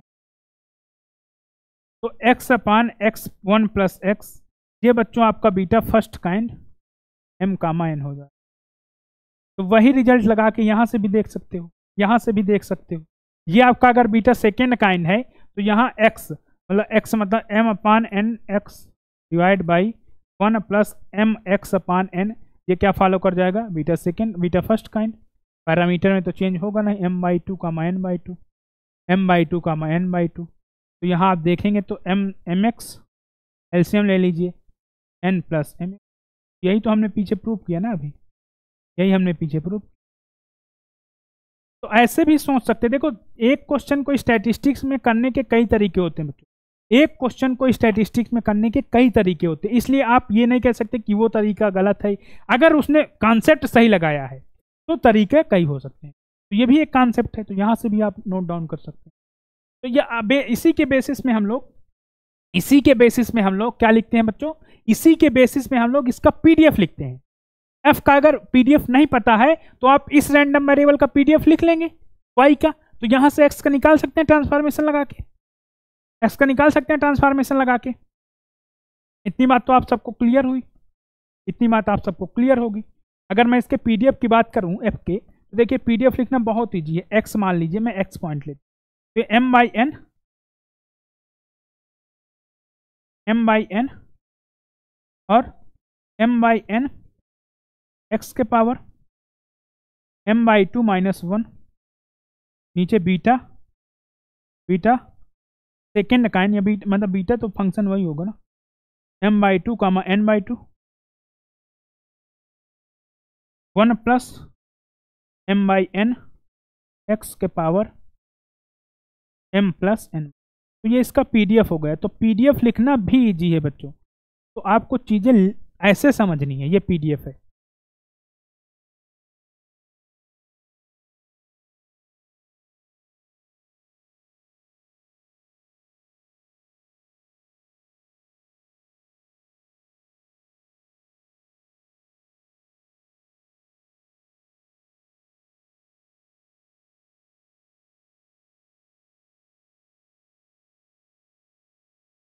ठीक है ना, इतनी बात क्लियर।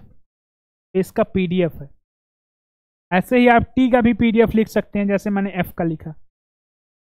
अब बात कर लेते हैं बच्चों, एफ हो गया। तो बच्चों आज आपको बहुत सारे आपके डाउट क्लियर हुए होंगे।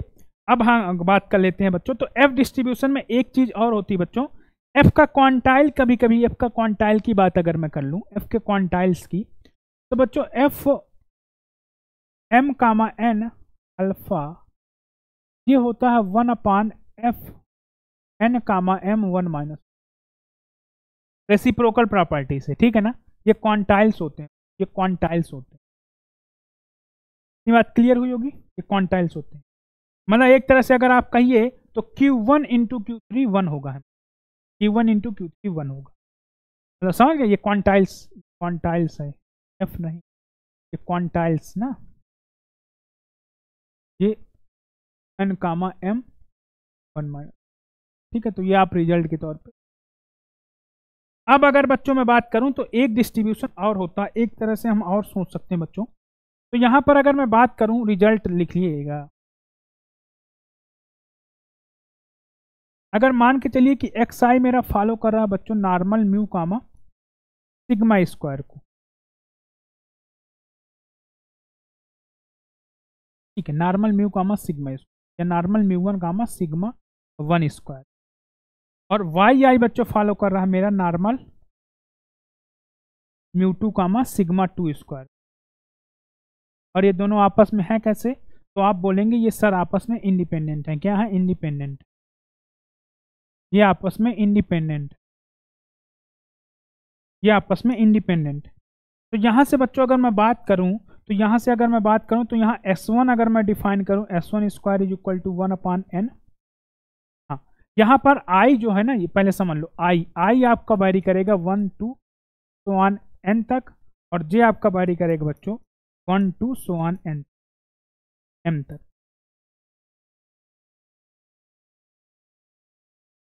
ये m कर लो, ये n कर लो, ज़्यादा बेटर रहेगा क्योंकि आपने उसी नोटेशन, ये m कर लो, ये n।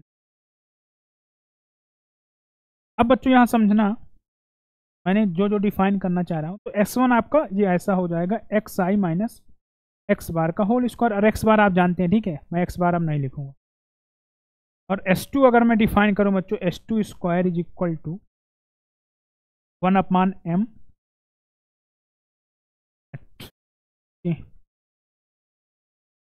सही वे में नहीं हो रही हैं, m 1/n इसन I इक्वल टू 1 to, ये J कर लो, ये J कर लो, कंफ्यूज पड़ जाओ, तो ये J कर लो, ठीक है ना। ये J equal to 1 to n, अब y j माइनस। तो बच्चों यहाँ से अगर मैं लिखना चाहूँ, तो यहाँ से आप एक चीज़ आप जान गए होंगे, एक बात आपको समझ में आ गई होगी कि m-1 s square divide by S1 square divide by sigma square, ये क्या फॉलो कर जाएगा, सिग्मा 1 स्क्वायर, ये फॉलो कर जाएगा आपका काई square m, chi square m-1। इतनी बात क्लियर हुई होगी आप। अब यहाँ से अगर मैं n-1 S2 स्क्वायर की बात कर लूँ डिवाइड बाई सिग्मा 2 स्क्वायर, ये फॉलो कर जाएगा आपका काई स्क्वायर n-1। इतनी बात क्लियर। अब इन दोनों को डिवाइड कर लो, जब इन दोनों को आप डिवाइड करोगे तो डिवाइड करने पे देखिए सिग्मा 1 स्क्वायर सिग्मा 2 स्क्वायर नीचे आएगा, नीचे आएगा। तो यहां से बच्चों आपका हो जाएगा sigma 2 square S1 square divide by sigma 1 square S2 square, ये फॉलो कर जाएगा बच्चों f m-1 कामा। जैसे आप इसको डिवाइड करोगे, यहाँ डिवाइड करके देखो बता दे, तो यहाँ से सिग्मा 1 स्क्वायर, यहाँ से सिग्मा 2 स्क्वायर S1 स्क्वायर आ जाएगा, और m-1 यहाँ मल्टीप्लाई रहेगा, ठीक है ना। अभी वो समझिएगा, यहाँ सिग्मा 2 स्क्वायर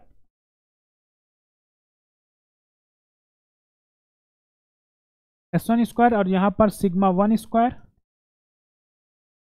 S2 स्क्वायर। और यहाँ पर अगर हम बात करें बच्चों, यहाँ पर अगर हम बात करें तो यहाँ आपका m-1 मल्टीप्लाई में है और जी आपका n-1 मल्टीप्लाई। तो यहाँ से आपका देखेंगे तो ये आपका क्या हुआ, काई स्क्वायर। तो यहाँ से आप n-1 को वहाँ ले जाइए और m-1 को नीचे ले आइए, तो आपका ये बन जाएगा क्या।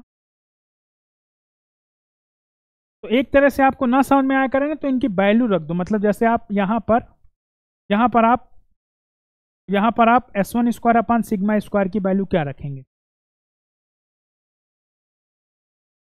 देखो ऐसे, मतलब ये मैं कह रहा हूँ, जब आप इनको डिवाइड करोगे, आप क्या करो ना, आप क्या करो कि m1 को यहाँ ले जाओ, आप इस m-1 को यहाँ ले आओ नीचे। आप क्या करिए कि आप लिख लीजिए, आप एक तरह से लिख लीजिए S1 square divide by sigma 1 square, ये फॉलो कर गए एक तरह से काई स्क्वायर m-1 और यहाँ डिवाइड में ले आओ। इतना तो पता चल गया होगा, m-1 आपने इधर ले आया, 1/m हो गया, ठीक है। अब इसके बाद सिमिलरली आप ये लिख दीजिए S2 square upon sigma 2 square, और ये फॉलो कर गया chi square n-1 divide by n-। अब इन दोनों को मल्टीप्लाई इन दोनों को जब डिवाइड कर दोगे, मतलब इक्वेशन 1 को और 2 को आप डिवाइड कर दोगे, तो यहाँ से भैया आपको दिख रहा होगा ये सीधा सीधा काई स्क्वायर, उसके नीचे m-1 n-1 तो ये डिवाइड करोगे तो f आ जाएगा। ये वाला टर्म S1 के साथ जाएगा, सिग्मा 1 S2 के साथ आपको। तो ये भी एक प्रॉपर्टी है बहुत इंपॉर्टेंट f की। अब बच्चों t और f के बीच में रिलेशन देखते हैं, t और f के बीच में। तो अगर बच्चों मेरा x है, ये फॉलो कर रहा है tm को, तो आपको भी बताया x मतलब है क्या, x इक्वल अगर मैं लिखूं तो y z, या इक्वल इन डिस्ट्रीब्यूशन की बात कर लूं तो ऊपर आपका नॉर्मल 0 1 होगा, नीचे आपका अंडर रूट में काई स्क्वायर m होगा, डिवाइड में m होगा। अगर अब मैं x का स्क्वायर कर दूं बच्चों, अगर मैं अब x का स्क्वायर कर दूं, अगर तो x का स्क्वायर करूंगा, जैसे मैं x स्क्वायर कर दूंगा तो इक्वल इन डिस्ट्रीब्यूशन क्या हो जाएगा, नॉर्मल 0 1 का स्क्वायर, नॉर्मल 0 1 का स्क्वायर, और यहाँ पर आपका काई स्क्वायर m/m। तो नॉर्मल 0 1 का स्क्वायर आप जानते हैं क्या होता है, काई स्क्वायर 1 होता है, ये काई स्क्वायर 1 आ जाएगा, ये डिवाइड में काई स्क्वायर m, और यहाँ डिवाइड में इसकी डिग्री ऑफ फ्रीडम, तो यहाँ इसकी डिग्री ऑफ फ्रीडम 1 है। तो ये क्या फॉलो कर गया, f। तो आप यहाँ से क्या रिजल्ट लिखेंगे, एक्स स्क्वायर अगर काई स्क्वायर टीएम को है, एक्स अगर टीएम है, मतलब टीएम डिग्री ऑफ फ्रीडम, तो एक्स स्क्वायर आपको फॉलो कर जाएगा f1 कामा। तो ये रिलेशन इंपॉर्टेंट है, ये इंपॉर्टेंट है, इसमें क्वेश्चन बनेंगे। तो अब मैंने सारी थ्योरी बता दी आपको, अब कोई थ्योरी नहीं बची है, जो बची है आप बुक से पढ़िएगा। तो देखो अब इस क्वेश्चन पे आ जाओ, तो यहाँ बच्चों W क्या फॉलो किया, TM को। यहाँ पर अगर मैं क्वेश्चन की बात करूं तो W क्या फॉलो किया, TM को। यहाँ पर आपने लिखा था W क्या फॉलो कर गया, TM डिग्री ऑफ फ्रीडम। यहाँ से अगर मैं W स्क्वायर की बात करूं, W स्क्वायर की ये क्या फॉलो कर जाएगा, F1 का मैम। तो W स्क्वायर जहाँ लिखा है, यहाँ पर लिखा ना पहला ऑप्शन, इसलिए ये गलत है क्योंकि यहाँ W स्क्वायर अगर 1 कामा F होता तो ये सही हो जाता, तो ये फॉल्स हो गया। ये तो फॉल्स समझ ही आ रहा है, ये भी फॉल्स, तो इसमें ए पार्ट ट्रू हो गया। अब आते हैं अगले क्वेश्चन पे, अब क्वेश्चन करेंगे सिर्फ बच्चों, अब सिर्फ हम क्वेश्चन करेंगे।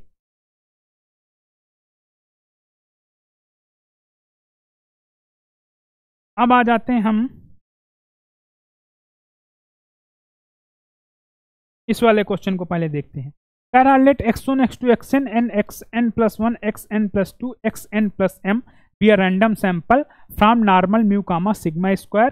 x1 आपका डिफाइन किया है, x1 बार डिफाइन किया, x2 बार डिफाइन किया है, और distribution of random variable t का पूछा है क्या होगा। तो सबसे पहले मुझे बताइए कि x बार का डिस्ट्रीब्यूशन क्या होगा, x1 बार का कितने टर्म है, n टर्म है। तो अगर मैं आपसे पूछूं तो x1 बार ये आपका क्या हो जाएगा, ये फॉलो करेगा normal mu comma sigma square by, यही होगा। इतनी बात क्लियर हुई होगी। अगर अब मैं आपसे पूछ लूं एक्स बार 2 क्या फॉलो करेगा, तो आप बोलेंगे कि ये normal mu comma mu comma mu comma mu comma sigma square by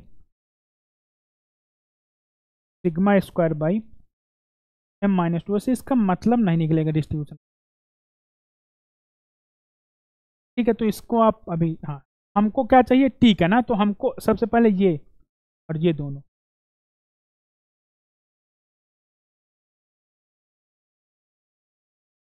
तो ये दोनों तो नॉर्मल आपका क्या फॉलो करेंगे। पहले नीचे वाले का देखते हैं, नीचे वाले का बच्चों फाइन करते हैं नीचे वाले को। तो आप यहाँ summation I equal to 1 to n X I minus x bar square कर लीजिए, x1 बार कर लीजिए। तो हम फाइन करेंगे पहले I equal to 1 to n X I minus का एक्स बार 1 का स्क्वायर, इसका फाइन करेंगे डिस्ट्रीब्यूशन। और फाइन करेंगे बच्चों, यहाँ लिख लो, यही सिमिलर, एक्स आई माइनस का एक्स बार 2 का स्क्वायर, और यहाँ पर आई एम एन प्लस 1 से आई इक्वल टू एन प्लस 1 से m प्लस n माइनस 2, यही है। देखिए अब मुझे आप बताइए कि अगर मैं यहाँ सिग्मा से डिवाइड कर दूँ, सिग्मा स्क्वायर से, तो ये क्या फॉलो कर जाए। अभी हमने पीछे आपको यही चीज़ बताया, ये फॉलो कर जाएगा क्या, काई स्क्वायर कितने टर्म है यहाँ पर, n माइनस, कितने टर्म है n, तो n माइनस 1। अगर मैं यहाँ पर भी सिमिलरली सिग्मा स्क्वायर मतलब वेरिएंस से डिवाइड कर दूँ, तो ये कितने टर्म है यहाँ पर, बताइए थोड़ा, यहाँ पर कितने टर्म है। टर्म अगर यहाँ मैं बात करूँ तो बच्चों टर्म ऐसे निकालते हैं, अभी आपको टर्म हो तो पहले वाले से दूसरा वाला माइनस कर, मतलब अपर लो से लोअर माइनस करिए, मतलब m प्लस n माइनस, फिर माइनस का n माइनस का 1 कर, m से n से n कैंसिल, और 2 से माइनस 2 माइनस, ये बच्चों हो जाएगा m माइनस 3, ये होगा m माइनस 3 टर्म होंगे। अब m माइनस 3 टर्म में आप क्या करिए कि प्लस 1 कर लीजिए, तो आपका m माइनस 2 टर्म होगा, क्यों, क्योंकि लास्ट में हम 1 ऐड कर देते, तो आपका ये m माइनस 2 टर्म होगा। तो ये फॉलो करेगा काई स्क्वायर m माइनस 2 और फिर यहाँ माइनस का 1। इतना बात समझ में आया। तो अगर मैं इसको और सिंप्लीफाई लिखना चाहूँ तो काई स्क्वायर, ये बात समझ में आई, क्यों काई स्क्वायर m माइनस, क्यों, क्योंकि यहाँ m माइनस 2 तो टर्म है। अगर टर्म नहीं समझ में आया करे तो देखो यहाँ भी देख लिया करो, ये टर्म होते हैं ना, इसमें जितने टर्म होंगे यहाँ डिवाइड रहता है हमेशा। नहीं समझ में आ रहा है तो ठीक है। तो यहाँ पर आपका m माइनस 2 टर्म और फिर n, क्योंकि ये n माइनस 1 होता है ना काई स्क्वायर में, तो m माइनस, तो अगर इन दोनों का मैं सम फाइंड करूं बच्चों, अब ये दोनों इंडिपेंडेंट हैं, ये तो पता चल गया होगा, क्यों, क्योंकि यहाँ आप देखें तो ये आपका n तक गया और ये n प्लस 1 से स्टार्ट हो रहा है ना, क्योंकि आप यहाँ i की वैल्यू n प्लस 1 रखेंगे तो n प्लस 1 n प्लस 2 ऐसे जाएगा। मतलब एक तरह से आप यहाँ देखें, ये सैंपल, ये सैंपल इससे बना है x बार, इससे बना है आपका x बार, और इससे बना है आपका, इससे बना है, इनसे मिलकर बना है, इनसे मिलकर बना है आपका x बार 2, x2 बार, ये x1 बार को बना रहे हैं, ये x1 बार को बना रहे हैं, x1 बार को, और ये x2 बार को, तो ये इंडिपेंडेंट ही तो है, इंडिपेंडेंट, इसीलिए दोनों इंडिपेंडेंट हैं। तो अगर ये दोनों इंडिपेंडेंट हैं बच्चों, ये दोनों आपस में कैसे हैं, इन दोनों के बीच क्या रिलेशन है, ये दोनों आपस में इंडिपेंडेंट है, क्या है, इंडिपेंडेंट, ये दोनों आपस में क्या है, इंडिपेंडेंट। तो ऐड कर लो काई स्क्वायर, इंडिपेंडेंट ऐड हो जाएंगे, तो n माइनस 1 m माइनस 3 मतलब m प्लस n माइनस 4। तो यहां से अगर मैं आपसे पूछूं तो समेसन एक्स आई minus x bar x1 bar का square divide by sigma square I equal to, यहाँ लिखना इंपॉर्टेंट है, ठीक है, ये लिखिएगा सिग्मा स्क्वायर, और यहाँ पर summation I equal to n plus 1 m plus n minus 2 X I minus का x बार 2 का स्क्वायर अपान सिग्मा स्क्वायर। ये बच्चों क्या फॉलो किया, ये आपका क्या फॉलो करेगा, एक ऐड करोगे जब, तो ये काई स्क्वायर को ऐड करना भी बताएंगे, पहले n माइनस 1 लिखो, n फिर m-2 m-3 को m-3 क्या होगा ये आई स्क्वायर m+n-4। तो अब यहाँ देखो ऑप्शन कैसे एलिमिनेट करते हैं। अब यहाँ आपको वो ऑप्शन देख लेना जहाँ t आपका ओवरऑल t आएगा, जहाँ t m-n-4 हो। तो बच्चों आपका C और D में ही एक ऑप्शन ए तो नहीं ट्रू हो सकता क्योंकि यहाँ डिग्री ऑफ फ्रीडम t की अलग है, बी नहीं ट्रू होगा क्योंकि यहाँ डिग्री ऑफ फ्रीडम t की अलग। तो बी और बी तो फॉल्स, ये ऑप्शन एलिमिनेट कर लिया आपने।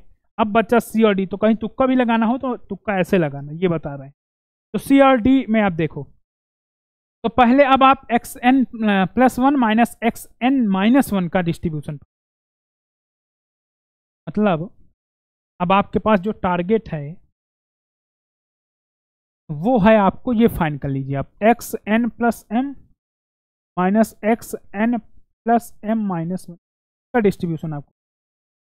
तो बच्चों ये नॉर्मल है, दोनों नॉर्मल है ना, दोनों नॉर्मल है, तो इनका distribution normal 0, sigma square 0, 2 sigma square. ये तो बात समझ में आई, इतनी बात तो समझ में आई।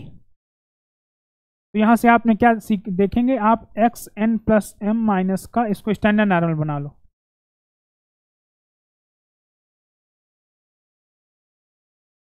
√2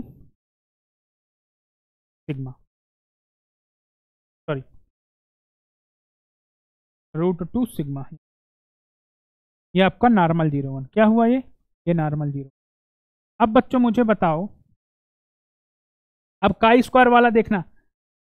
अब मैं नीचे काई स्क्वायर से डिवाइड कर दूं, मतलब जो समेसन था xi माइनस एक्स बार 1 का स्क्वायर, और यहाँ प्लस का समेसन xi माइनस एक्स बार 2 का स्क्वायर। यहाँ i आपका स्टार्ट है 1 से n, यहाँ आपका i स्टार्ट है m+n under root sigma square. तो मुझे ये बताइए, अब देखिएगा सिग्मा से सिग्मा कैंसिल, लेकिन यहाँ √2 एक्स्ट्रा आ रहा है। जब मैं यहाँ पर डिवाइड करूंगा किससे, जब मैं यहाँ पर डिवाइड करूंगा किससे, इसकी डिग्री ऑफ फ्रीडम मतलब n+m-4 से, तो यहाँ पर भी मुझे मल्टीप्लाई करना होगा किससे, रूट के अंदर n+m-4, तभी ना वो होगा। यहाँ √2 था तो यहाँ भी √2 से मल्टीप्लाई कर।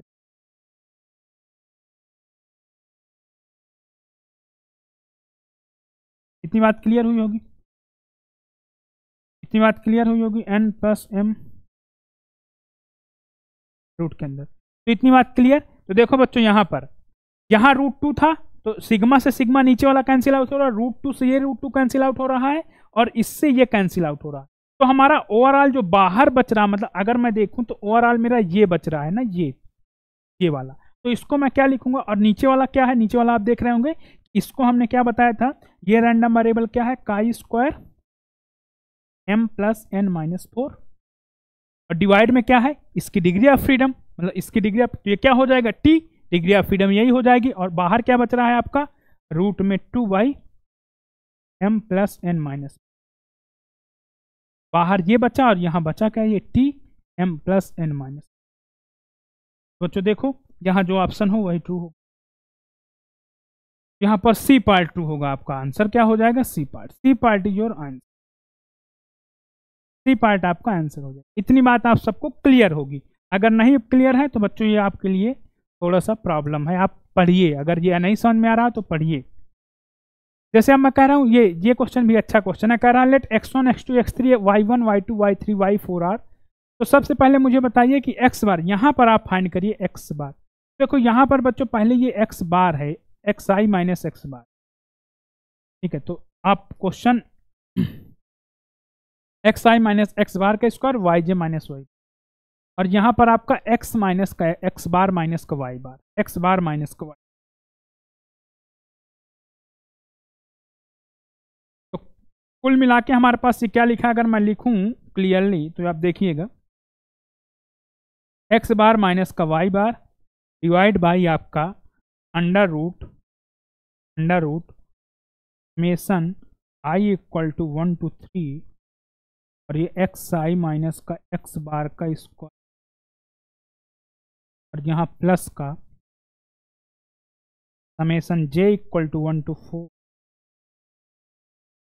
Y J minus Y bar का, और यहाँ के अंडर रूट 15/7। अब ये बच्चों आपका फॉलो कर रहा है किसको? ये फॉलो कर रहा है आपका टी न्यू, मतलब डिग्री ऑफ फ्रीडम इसकी न्यू है ना, टी न्यू है, ये बी नहीं न्यू है, ठीक है बच्चों, न्यू कर लीजिएगा, टी न्यू, ठीक, न्यू इसकी डिग्री ऑफ, तो वो न्यू माइनस के की वैल्यू पूछा है, क्या होगी? न्यू माइनस, तो ये क्वेश्चन आपका क्लियर, ये रहा, थोड़ा प्रिंटिंग मिस्टेक। तो यहाँ पर देखिए, अब सबसे पहले हम करेंगे क्या, हम स्टेप बाय स्टेप चलेंगे। तो पहले हम क्या करेंगे बच्चों, पहले हम इसका डिस्ट्रीब्यूशन फाइंड कर लेते हैं, फिर हम इसका और इसके सम का।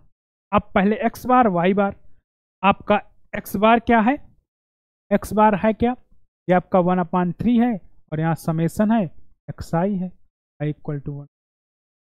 तो अगर मैं इसके डिस्ट्रीब्यूशन की बात करूं तो ये मेरा होगा नॉर्मल, ये होगा normal mu comma sigma square by 3।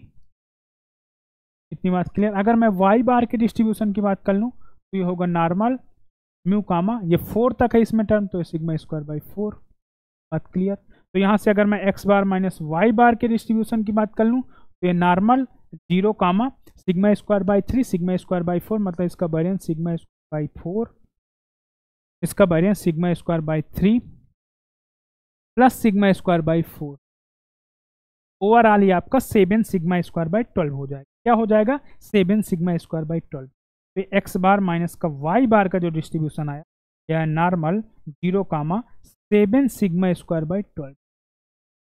अब बच्चों यहाँ एक बात और, अब अगली बात, यहाँ अगर मैं समेसन एक्स आई माइनस एक्स बार के डिस्ट्रीब्यूशन की बात कर लूँ, ये आपका क्या हो जाएगा, डिवाइड बाई सिग्मा स्क्वायर कर दूँ तो ये आपका हो जाएगा काई स्क्वायर 3 माइनस 1, मतलब काई स्क्वायर 3 माइनस 1 मतलब 2, काई स्क्वायर 3 माइनस 1 को 2 कर, ठीक है। सिमिलरली अगर मैं y की बात कर लूँ तो वाई जे माइनस का वाई बार का स्क्वायर ये फॉलो कर जाएगा, स्क्वायर ये फॉलो करेगा डिवाइड बाई सिग्मा स्क्वायर, ये फॉलो करेगा काई स्क्वायर, y आपका 4 है तो काई स्क्वायर 3, 4 माइनस 1 3, इन दोनों का सम, इन दोनों का सम यहाँ लिख दूं अगर मैं, इन दोनों का सम। यहाँ से एक बात और आपने समझा, यहाँ पर आपका इन दोनों का सम अगर मैं बात कर लूँ तो समेसन का एक्स आई माइनस का एक्स बार का square divide by sigma square plus summation का वाई आई वाई जे माइनस का वाई बार का स्क्वायर डिवाइड बाई सिग्मा, अगर इन दोनों का सम, इन दोनों का सम क्या होगा बच्चों, काई स्क्वायर 2 + 3 मतलब 2 + 5 मतलब सॉरी 2 + 3, 2 + 3 मतलब काई स्क्वायर 5, काई स्क्वायर 5, इतने बात पता चल गई। अब बच्चों समझो, यहाँ समझना, तो सबसे पहले बच्चों क्या करना, हमेशा ऐसे क्वेश्चन आएंगे एग्जाम में, यहाँ वेरिएंस सेम रहेगा। तो सबसे पहले जैसे ये लिखा है मैंने, तो यहाँ पर अगर मैं एक चीज करूँ, यहाँ पर भी मैं सिग्मा से डिवाइड कर लूँ, यहाँ पर भी मैं सिग्मा से डिवाइड कर लूँ, तो अंडर रूट में मतलब सिग्मा स्क्वायर। अगर ऊपर सिग्मा से मैंने डिवाइड किया है तो नीचे अगर मैं यही चीज़ करना चाहूँ तो नीचे मैं यहाँ पर अंडर रूट में क्या कर सकता हूँ, सिग्मा स्क्वायर, कोई दिक्कत नहीं, सिग्मा सिग्मा कैंसिल। तो ये बात तो क्लियर हुई होगी। तो यहाँ से चाहें तो आप एक चीज़ और लिख सकते हैं यहीं पर, यहाँ से आप इसको स्टैंडर्ड नॉर्मल बना लीजिए। तो यहाँ से आप स्टैंडर्ड नॉर्मल जब बनाएंगे, देखो यहाँ से अगर मैं शार्ट में लिखूँ तो एक्स बार माइनस वाई बार अपान सिग्मा, और रूट के अंदर क्या आएगा यहाँ पर 7/12, तो यहाँ रूट के अंदर 12/7, रूट 12/7, तो ये क्या फॉलो करेगा, ये फॉलो कर जाएगा नॉर्मल 0 1, ठीक है। इतनी बात क्लियर। अब बच्चों आपको हमने बताया था समेसन एक्स आई माइनस का एक्स बार का स्क्वायर प्लस का वाई जे माइनस का वाई बार का स्क्वायर, ये फॉलो किया था डिवाइड बाई यहाँ सिग्मा स्क्वायर है, यहाँ सिग्मा स्क्वायर, ये फॉलो किया था काई स्क्वायर। तो यहाँ से अगर मैं टी डिस्ट्रीब्यूशन बनाना चाहूँ, ध्यान दीजिएगा मेरी बात को, टी डिस्ट्रीब्यूशन बनाना चाहूँ तो रूट के अंदर क्या होगा 12/7 और एक्स बार माइनस का वाई बार डिवाइड बाई यहाँ सिग्मा कर लो सिग्मा, और यहाँ समेसन का एक्स आई माइनस का एक्स बार का होल स्क्वायर। प्लस का summation I J equal to 1 to Y J minus का वाई बार। देखो यहाँ से टी बना रहा हूँ मैं, टी, तो यहाँ अंडर रूट करो, ये सिग्मा स्क्वायर है तो यहाँ सिग्मा स्क्वायर कर लो, यहाँ भी सिग्मा स्क्वायर, डिवाइड बाई यहाँ कितने डिग्री 5 है तो 5 से डिवाइड करो 5। तो ये बच्चों आपका हो जाएगा क्या, ये बच्चों हो जाएगा आपका पाई स्क्वायर T5। इतना समझ में आया क्यों T5? नहीं समझ में आया हो तो एक बार फिर बताते हैं हम। देखो यहाँ ये T5 क्या हुआ, ऊपर आपका नॉर्मल 0 1 है, नीचे आपका का स्क्वायर, तो मतलब ये एक तरह से normal 0 1 divide by under root का स्क्वायर 5/5, T5 हो गया। तो आपको ये तो पता चल गया कि जो न्यू की वैल्यू है, ये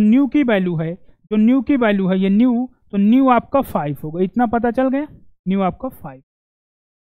अब हमें के की वैल्यू फाइंड करना है, तो थोड़ा इसे कांस्टेंट मुझे बताइएगा क्या क्या आएगा। सिग्मा से सिग्मा तो कैंसिल होगा, ये √5 ऊपर चला जाएगा, तो √5 इंटू √12, तो मतलब आपका यहाँ पर आएगा क्या, 5√5 इंटू 12 डिवाइड बाई 7, यही आया, ये आएगा, ये √5 ऊपर चला जाएगा, ये बाकी बचेगा क्या, बाकी आपका बचेगा x बार माइनस। तो ये आपका ओवरऑल में इसको और सिंप्लीफाई करूंगा, देखें यहाँ समझ लेना, आपका बचेगा ये 5 इंटू √12/7, आगे वाले में समझ लो, तो इसको और सिंप्लीफाई करेंगे तो यहाँ बचेगा आपका 5 इंटू 12/7, और यहाँ x बार, मैंने कांस्टेंट को सारा x bar minus y bar divide में अंडर रूट में summation i equal to 1 to 3 था ये, और xi माइनस का x बार का होल, और यहाँ पर प्लस का समेसन yi माइनस का y बार का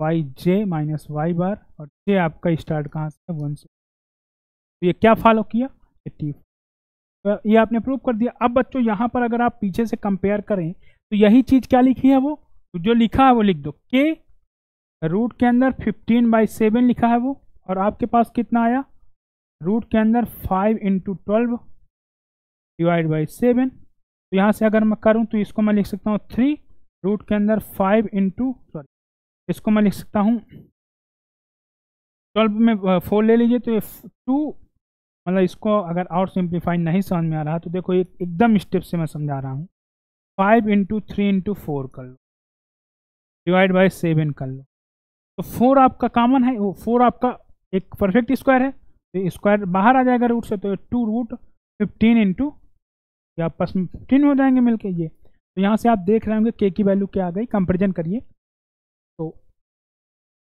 कंपेरिजन करिए तो के आपका क्या मिला, के √15/7 इक्वल टू मिला 2√15/7। तो यहाँ आप कंपेयर कर लीजिए, जब आप कंपेयर करोगे बच्चों तो के आपको मिलेगा क्या, 2।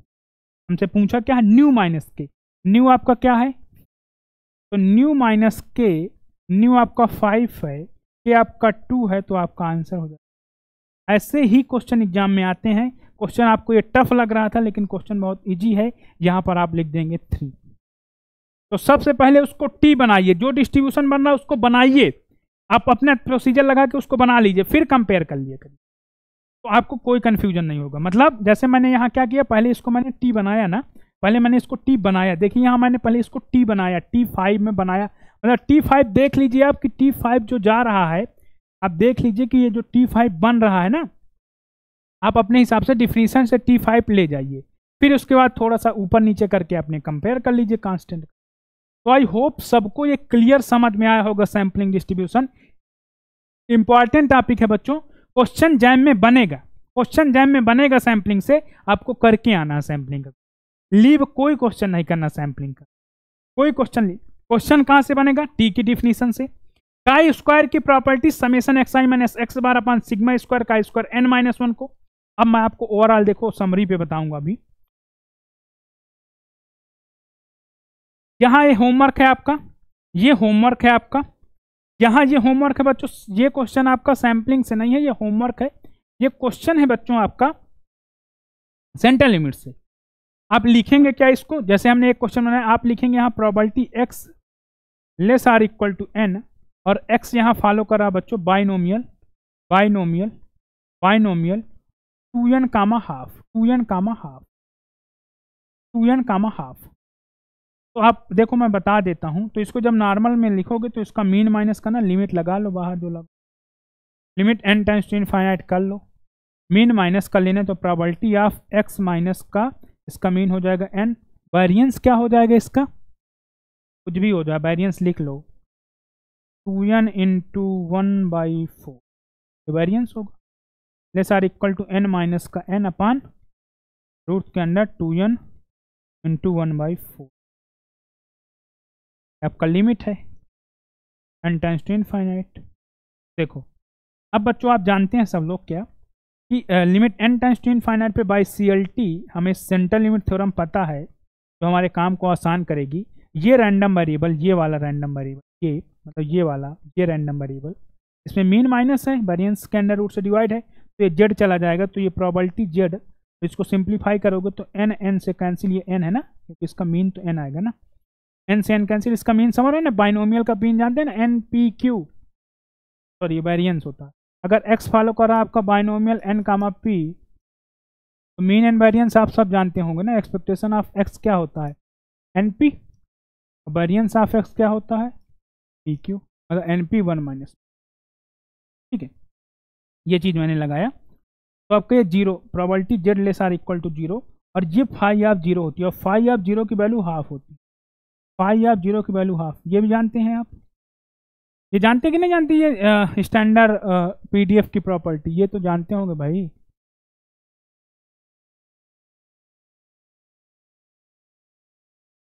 ये प्रॉपर्टी तो आप आई होप सब जानते होंगे, Z less or equal to small X, इसको मैं फाई ऑफ एक्स लिख सकता, ये भी आप जानते होंगे, phi of X plus phi of minus X equal to 1। यहाँ से अगर मैं फाई ऑफ 0 की वैल्यू की बात करूँ तो ये